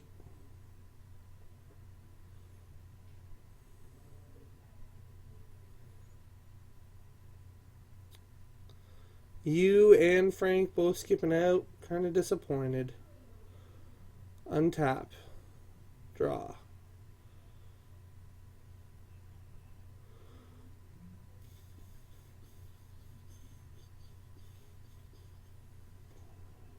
Date with the GL? Okay. Okay, so Rich is going to drop down to 15 here. Are you guys going to see Deadpool?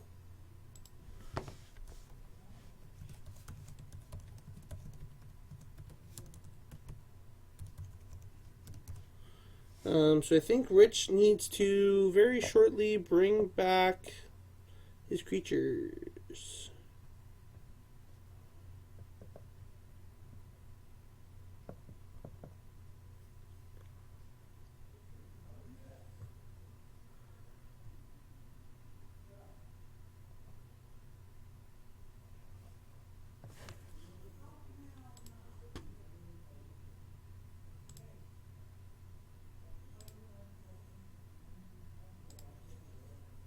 Okay. So, we've got activated Hissing Quagmire.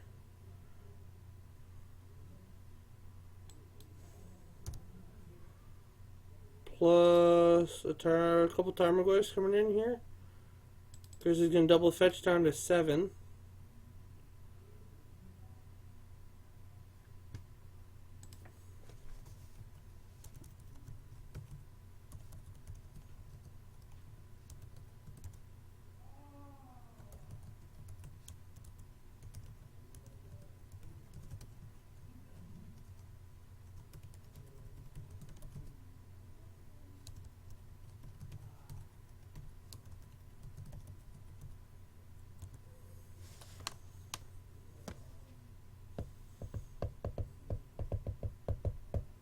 Okay, let's see what Rich has got up his sleeve.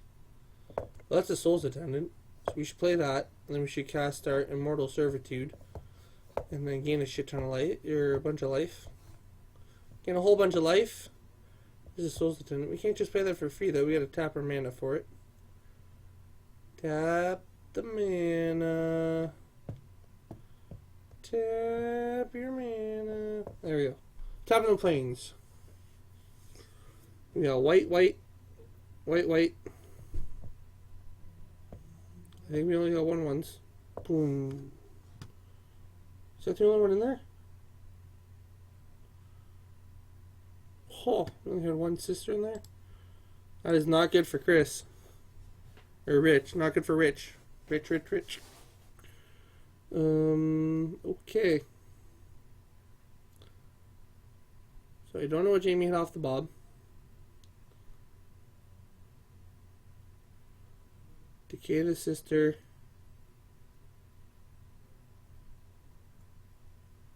Yeah, I feel like it would. Activate the Quagmire. Go to game 3. Oh, we got another good one coming up here for you guys. Another good one coming up. Game 3. Almost everything costs 2. Yeah.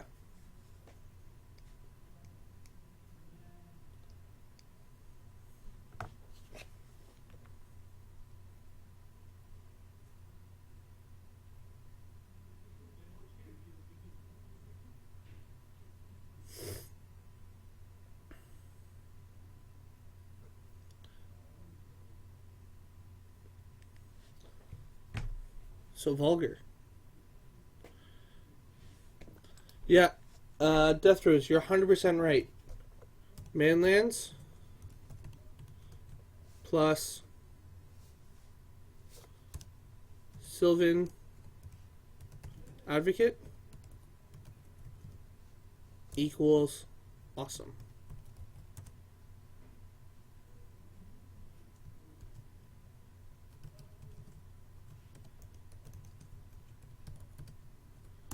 Boom. There you go. If you have 6 lands in play, Sylvan Advocate and all your lands get +2/+2. It's a 2-mana 4/5 if you have 6 lands. It's called a combo. And good deck building. It's a lot of fun.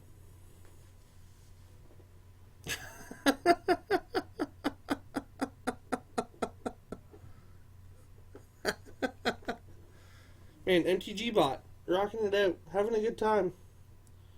MTG bot's my new best friend. Not actually. Not quite my new best friend. That's pretty extreme. I really enjoy having this feature in the stream now because I can show you guys cards and talk about them. I don't have to have pictures pop up in the screen and like have you guys try and read them and all that other stuff. And just be like, bam, here it is. Okay, let's see. So Jamie's got 7. Rich has got 7. Rich has 1 land in his hand. I feel like Rich probably mulligans here. 1 land, 3 Squadron Hawks? Yeah, we definitely mulligan this. I don't know how we keep this. Jamie's got a bunch of lands and Liliana. Let's talk about new Magic format. What new Magic format?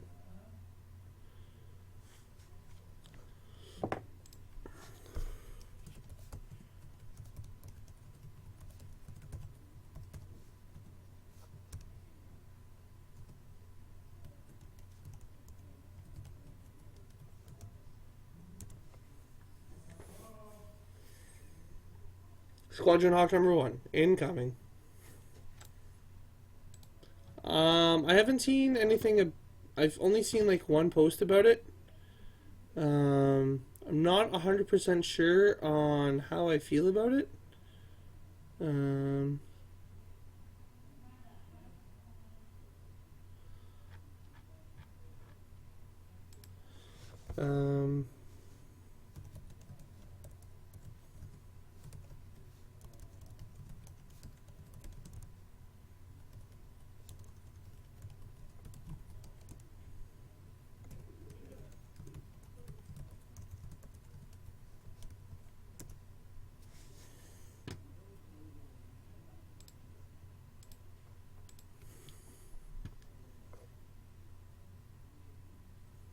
Squadron Hawk coming in for 1.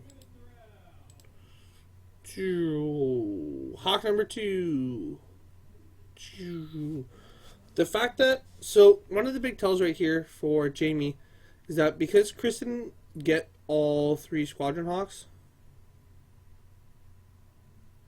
so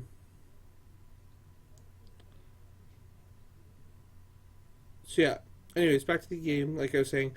Because Rich didn't get the other 3 Squadron Hawks, it kind of tells that he has a couple in hand, or that he didn't want to like build his hand around it. But here's a Liliana. Oh, it's a Lingering Souls. That'll block the Squadron Hawks really easily.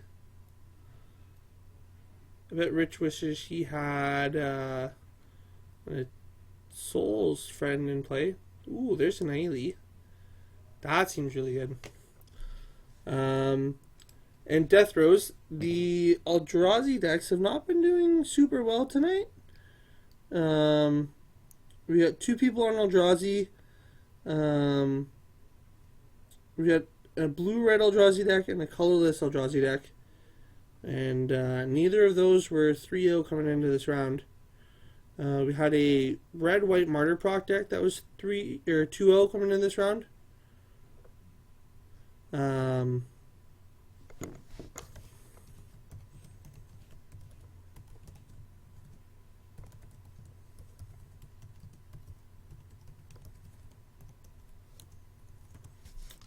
So yeah, just the people playing the Eldrazi decks might not be 100% comfortable with them or like confident.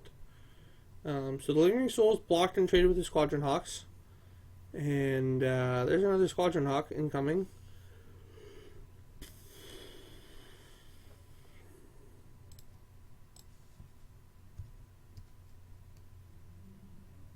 A flashback Lingering Souls. Get 2 more spirits. Liliana's going to tick up. We're going to get rid of a Squadron Hawk and a Ghost Quarter. Seems real interesting.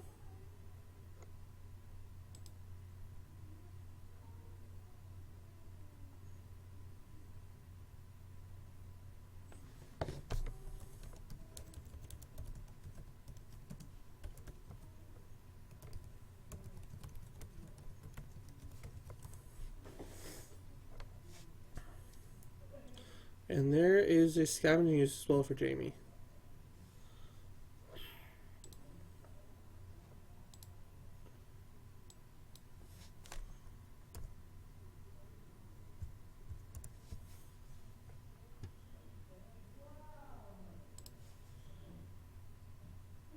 So one of the spirits is going to block the Squadron Hawk. Did Rich mention the Life Gain triggers?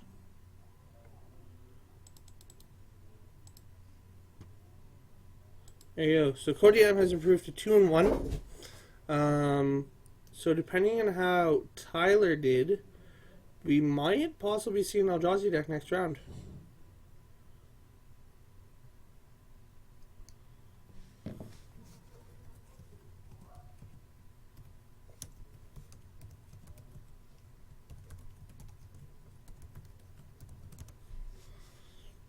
Okay, so Jamie's got a big old board.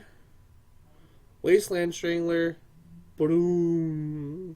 Put the Squadron Hawk back in. Kill your guy. Life is good. There we go. I don't understand that one. I don't know why we discarded the Sylvan Advocate. What else do we have in our hand, Jamie? Why are we discarding Sylvan Advocate? What are we doing? Oh, we're just going to make the Scavenging Use bigger. Make the Scavenging Use a 5/5. And Rich is taking 6. There we go.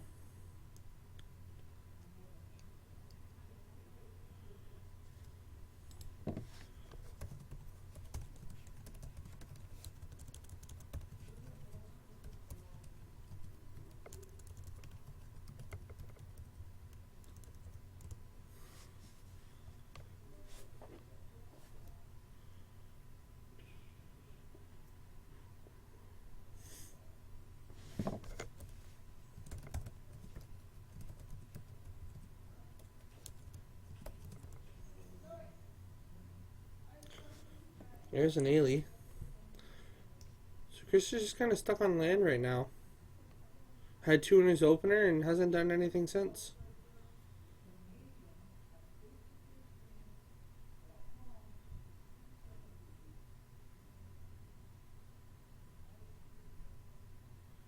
There's another Wasteland Strangler.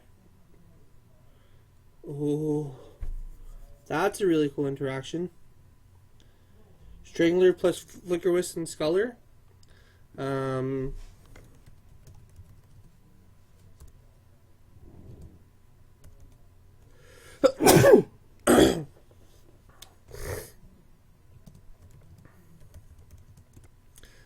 So that's really cool. Wasteland Strangler plus Scavenging Ooze allows the Scavenging Ooze to continuously eat the same creature over and over and over and over again. That's a really cool interaction there.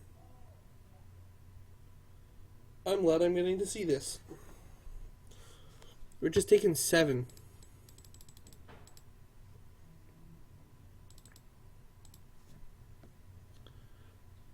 Yeah.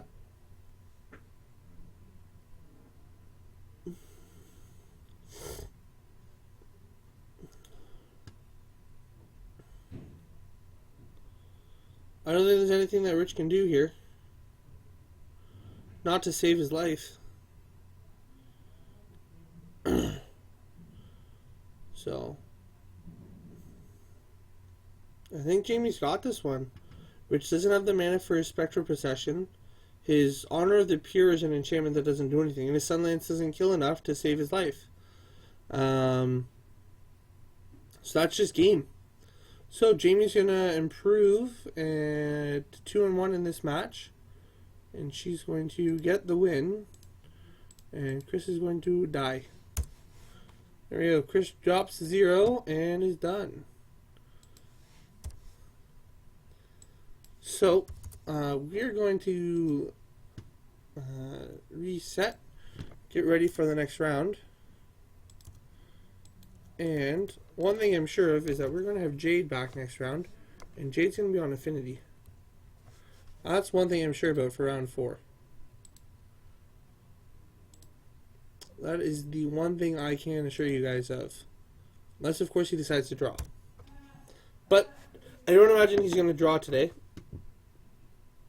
We'll get rid of the Tarmogoyf for you guys. Bye-bye, Tarmogoyf.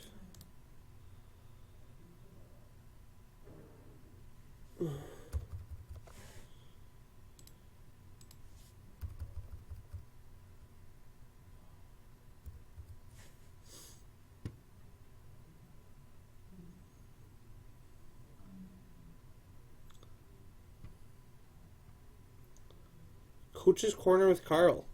Well, if Carl wants to come back, we can have a Coach's Corner for sure. But before we get to that, we're going to go to a quick advertisement from our sponsor, Thunder Games and Gifts. And soon, we're going to have Papa Piccolinos as another sponsor. Shout out to Mr. Jim Stady at Papa Piccolinos here in town. The segment is in works. We'll get to that soon, guys. Don't you worry about that. We attempt to not disappoint. We'll be right back after these quick messages.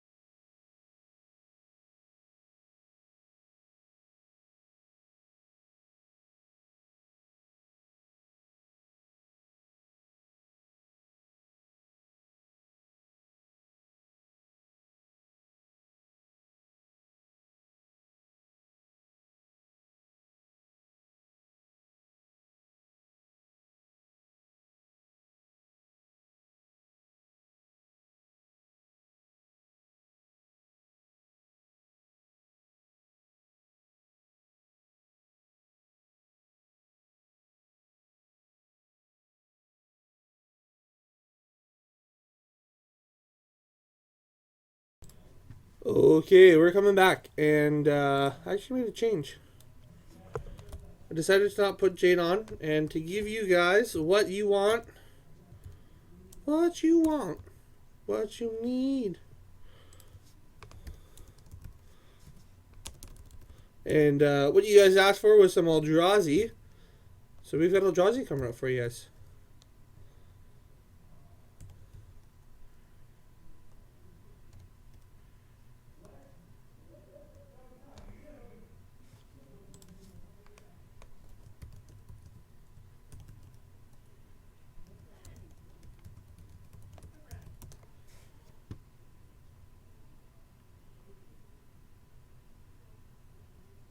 There we go.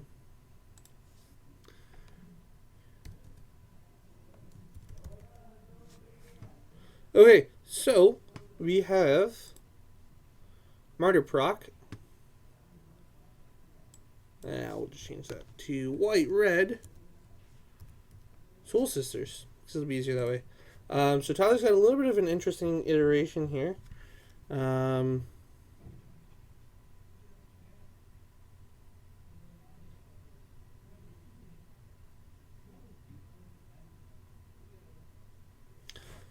So Tyler's got a red-white Soul Sisters deck. So he's got Northern the Wary.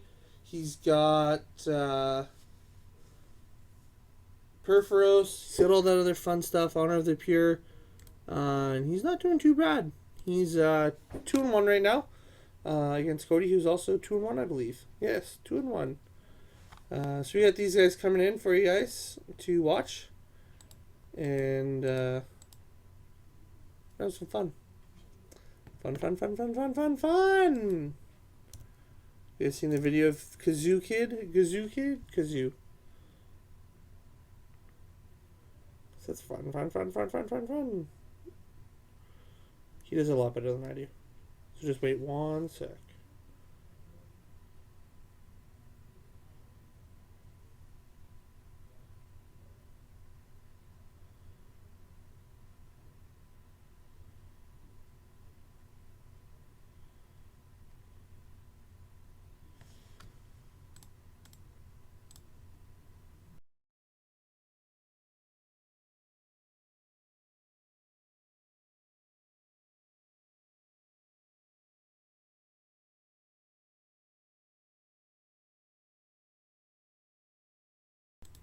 I like to have fun. There you go. That's what we're going to do this round. Fun. There we go. So we got Champion of the Parish. We got a Soul's Attendant. That's going to make the Champion of the Parish a little bit bigger. Doesn't gain life on that, though. Doesn't gain life there. So he's still at 20. There we go. Now he's going to gain a life. And that champ is going to come across for 3. Boom.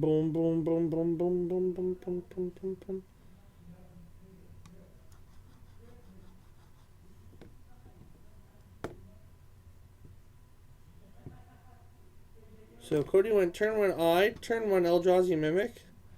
Gonna tap. Ooh, Thought Knot's here. Tyler's gonna gain 2 life. And we're gonna get to take a look. So it looks like a Ranger of Eos and a Spectral Procession. So Cody's gonna take the Ranger of Eos. It's gonna get exiled. And I imagine that this Eldrazi Mimic that's now a 4/4 is gonna crack in. And it does. And that's gonna drop Tyler down to 19.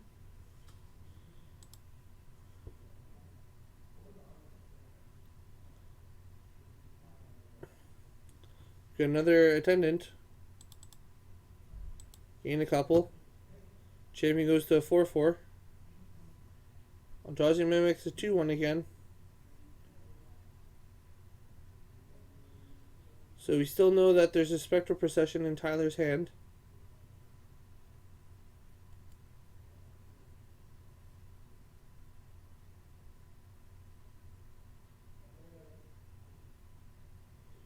Yes, Eldrazi deck seems fair. Playing a 4 mana creature on turn 3.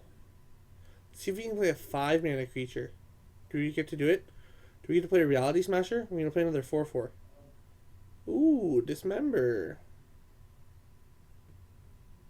Goodbye, Mr. Champion. You're dead.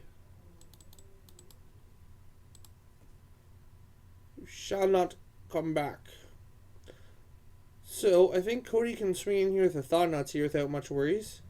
It'll kill one of the Soul's Attendants if Tyler decides to block. It chooses not to. Just going to gain that life back really easily. Cody paying 1 for a red or a blue. It's a blue. So you're going to gain 3 and then another 3 off the Scion. There we go. I told you this was going to be... I like to have fun, fun, fun, fun, fun, fun, fun, fun, fun. Told you. Told you. There we go.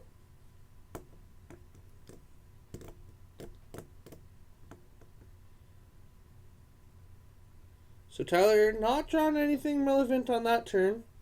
As he didn't play anything, he still got a board of 3 Soul Attendants. He's probably just going to take this 4 again, go down to 19. That's not a problem for him. He doesn't mind doing that at all. I can guarantee it. Let's see what Cody's got this time. Let's see if it's another Sky Spawner. Oh, it is.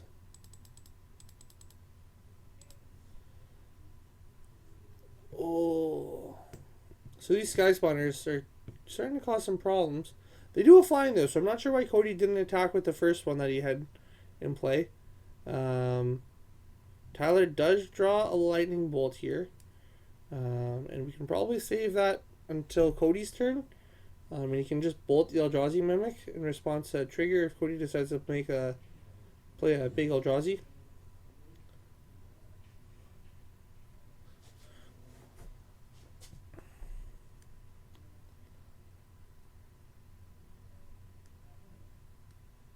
And we got 5 mana. There we go.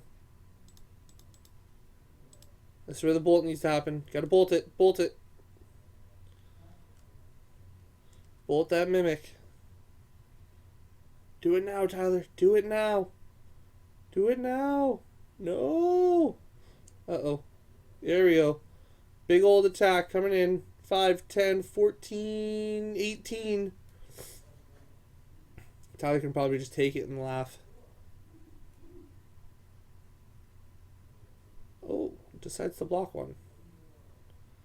This is interesting.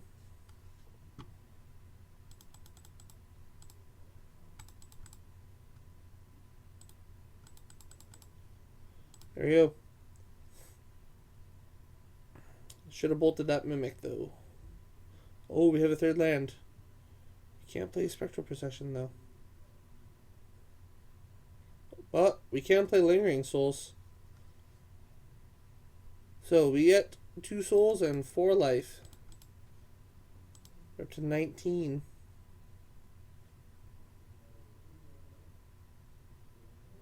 We really should, or 2 spirits. We really should have bolted that Mimic though on that last turn. So Cody got anything good? Yep. I really want to stress that, Gaxon. G-Haxon? How do you... is it G silent? Is it just Haxian? Or G-Haxian?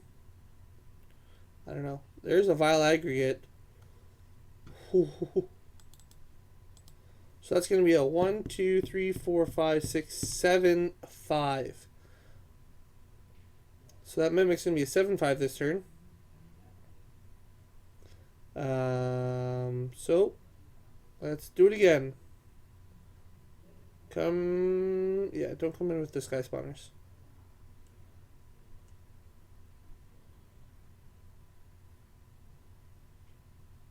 Gaxion. Gotcha. Good to know. Yeah, that's another possibility, Vulgar.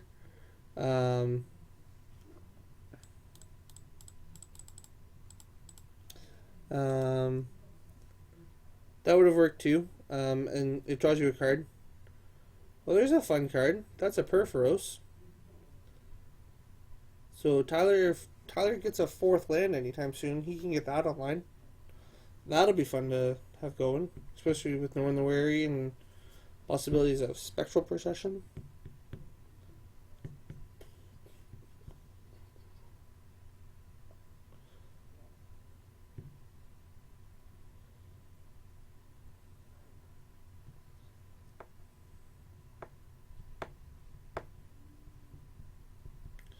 Okay, so something to note. The Vile Aggregate at the top of the screen up by that life pad has Trample. Ooh, do we have another Thought-Knots here? Ho, ho, ho, ho, ho, ho, ho, ho, ho. Another Thought-Knot. Eldrazi Mimic's going to become a 4/4. Take the Bolt. Oh, it takes the Spectral Procession. Man, why does no one want to play with that Bolt? I don't understand. Don't understand at all.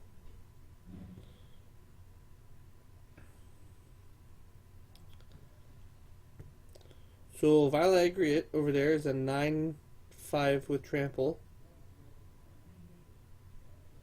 Thought-Knots here is a 4/4. Eldrazi Mimic's probably also a 4/4. That can come across. We can even send our 2 Eldrazi Sky Spawners in there for another couple points of damage. Because the Thought-Knots here, the Eldrazi Mimic's going to get blocked here. 9 and 5 is 14 by itself. I don't know how Tyler survives this. Yeah, this is GG. If Cody would have attacked with the Sky Spawners, it's definitely GG. But he decided to keep them back.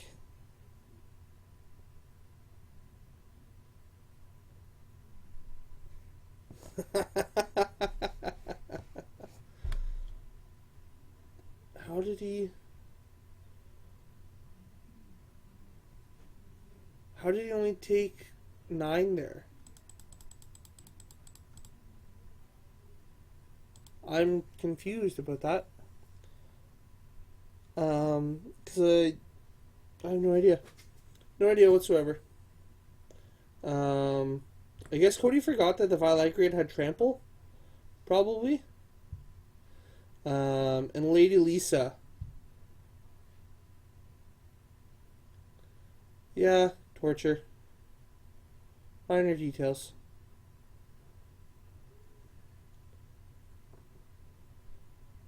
Yeah.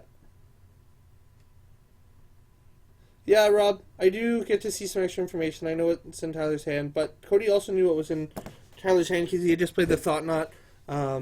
So I do get to see a little bit more, but yeah, I definitely would have just turned everything sideways there. So Cody gets game 1, and that seems pretty good.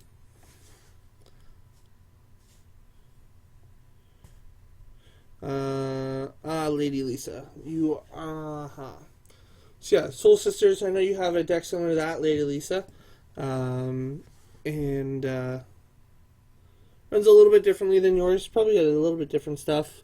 I know that you're not playing Spectral Procession in your main deck, but something to consider, something to look at. So in that instance, Tyler just got stuck on his lands and didn't hit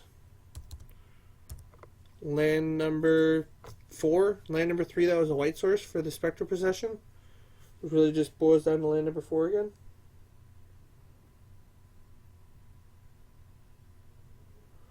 So, because that would have been 6 life that Tyler would have gained, possibly 9, which would have helped quite a bit.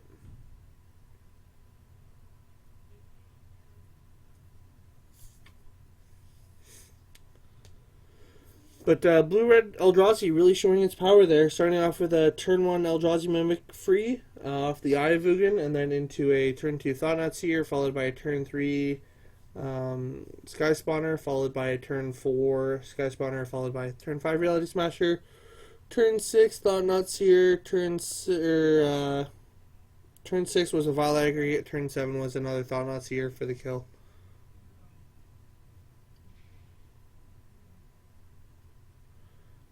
Yeah, and that's what happens if this board goes unchecked. would have saved a lot of damage along the way, having just killed that Eldrazi Mimic. Yeah. Holding the bolt was wrong. The one thing I think is just Tyler doesn't realize that he can react with the bolt and shoot it. Shoot the mimics and take care of them and get them off the board. Because it just led to so much more damage. Oh dear. Oh dear. Let's see what Cody's got next turn.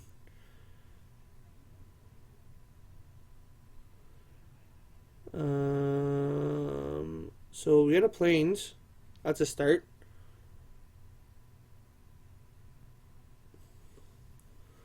There's a Syria Ascendant. Trigger, make both of the champs a little bit bigger. The first champ might come across for 3. And does. Gonna go unblocked. Cody's gonna take 3. Goes to 17. Not too big a deal. Hopefully you're having fun playing Pathfinder, Lady Lisa.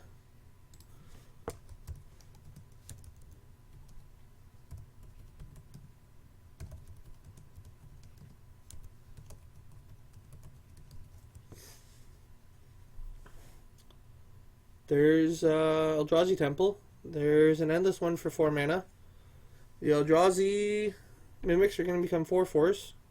They're going to come across for 8. And that's going to put a huge dent into Tyler's life total. Next turn, Thought-Knot Seer. If Tyler doesn't make some guys to block with this turn. Okay, let's see what we got. 3 mana. Lingering Souls. Those guys will block.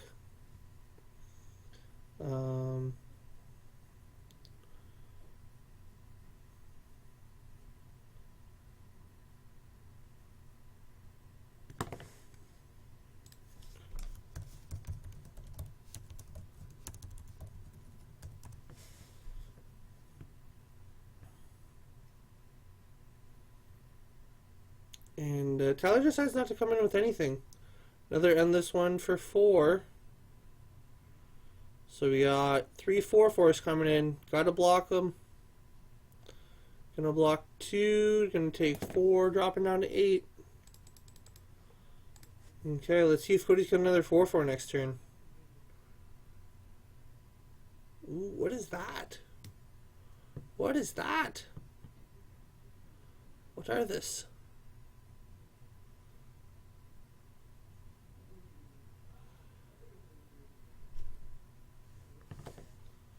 What is this? What's this? What's this?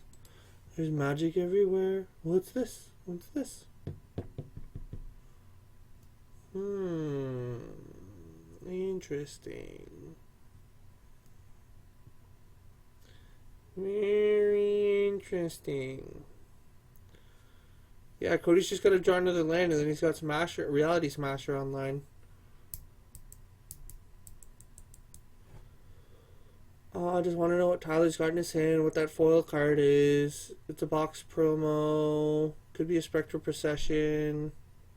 Could not be a Spectral Procession.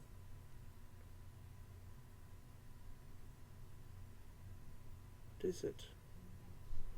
4 mana. Ooh, it's a Wrath of God. You want to do commentary with me?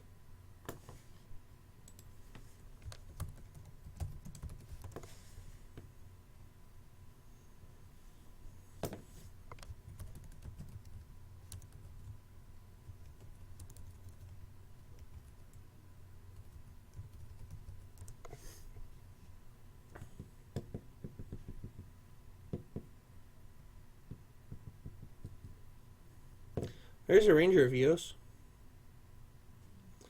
That's going to help Tyler a little bit here. Cody's got no board at all now. We'll see if he can recover from this.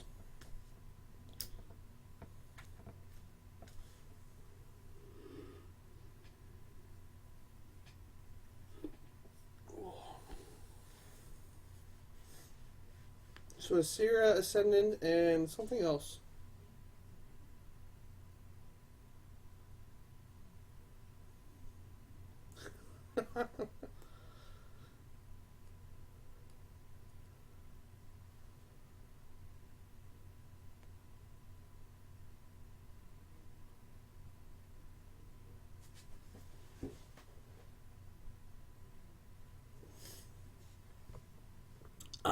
the Martyr of Sands. Reality Smasher. I love it. I love it. Coming in hot. Choo choo. That puts Tyler down to 2. I don't know what he can draw here. Path?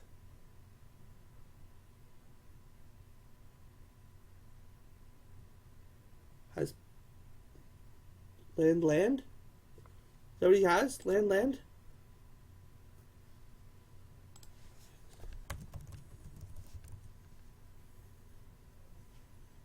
Ooh,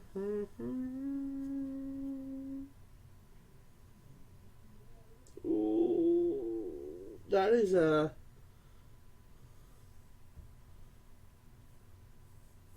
one card in hand. Looking for something off the, I believe it's a Windbrisk Heights.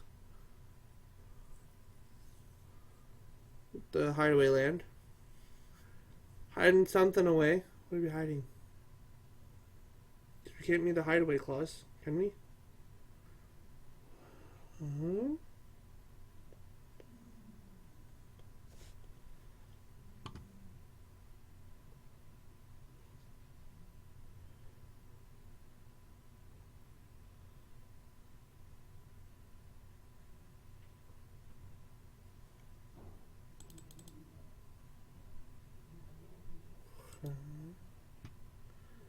Okay.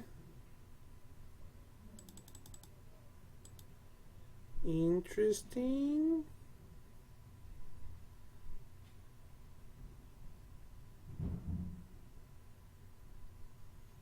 Blocks will take 4, goes to 1.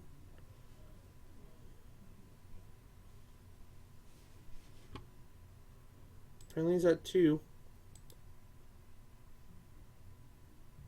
Chalice for 1 seems strong here. Seems real strong.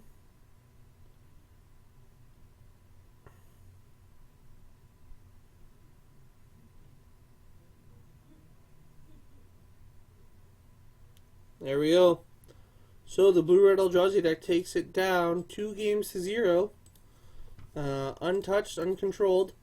While these guys finish up their D-sideboarding, I'm going to see if anyone else wants to jump under the stream for the final round of tonight. If not, then I'll come back and do some standings.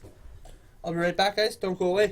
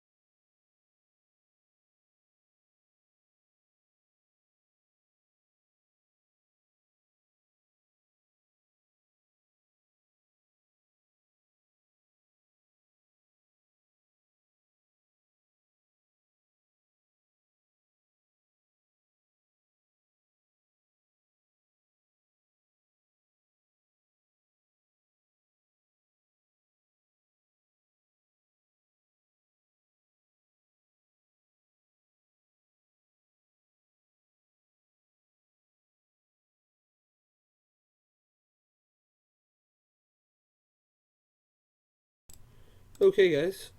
So here's the dealio.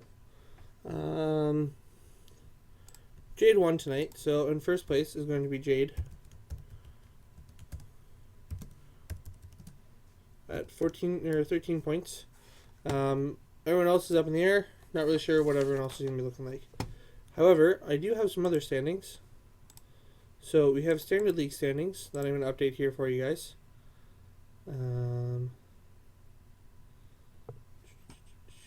And we're going to get those updated real fast for you. Now, when I'm going to do this, I'm going to use my spreadsheet to help with it. And make things nice and fast for me.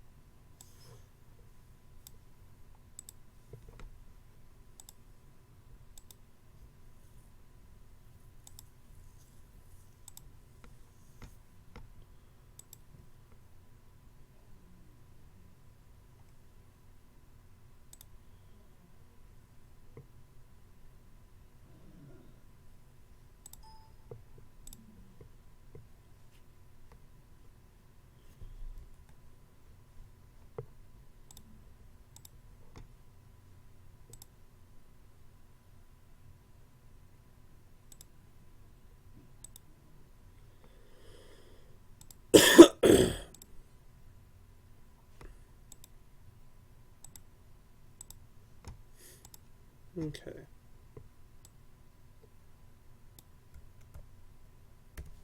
So we have standard standings. Ignore those. Those are old. We had some new ones coming in. There we go. So in first place for standard after 5 weeks. There we go. So standard after 5 weeks. In first place is Ian D.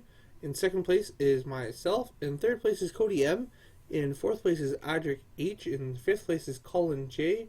In sixth place is Carl D.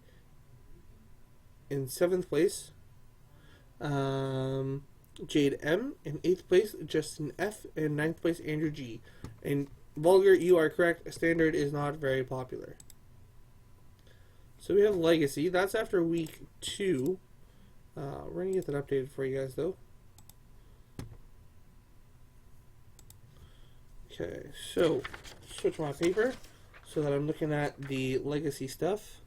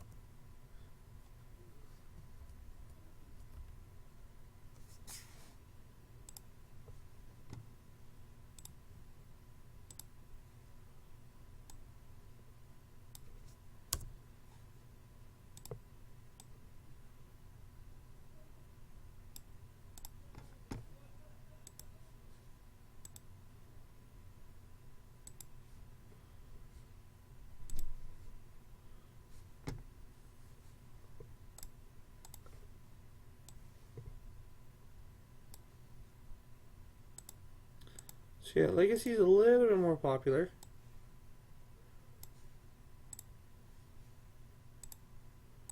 And I'll get those updated in a second.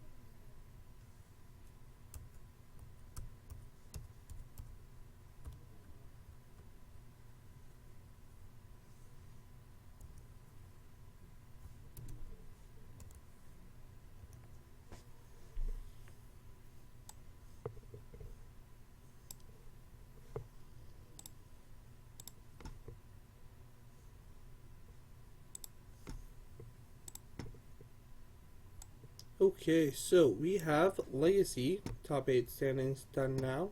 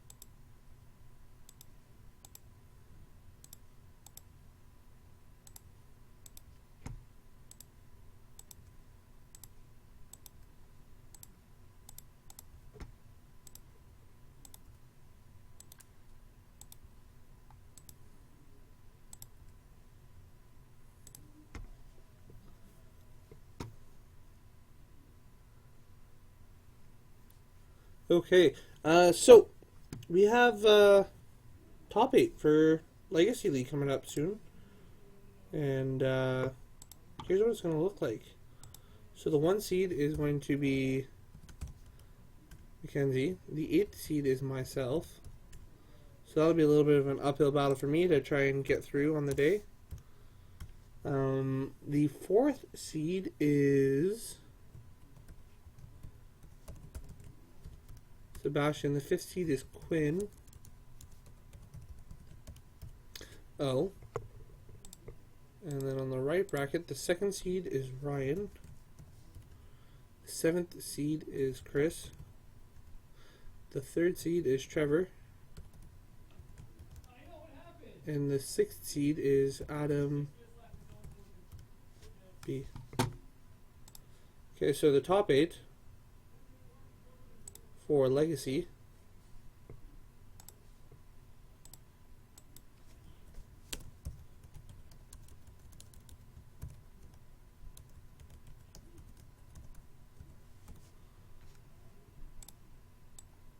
There you go. Legacy top 8. Clear those out. That's what the Legacy top 8 is going to look like for this Sunday at 1 p.m. start. And that's what it looks like. So that'll be exciting. That'll be some good Magic playing there. I'm not sure what I'm going to play myself, but anything's possible. And should be a lot of fun.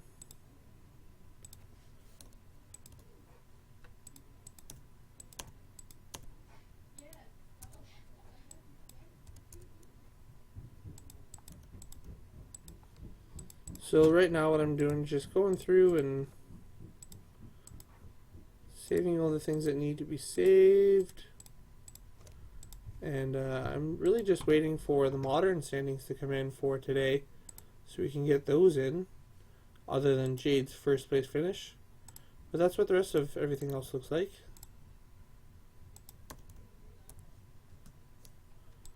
And that'll be some fun. So while we wait for that, I'm going to send you back to our commercial brought to you by Thunder Games and Gifts.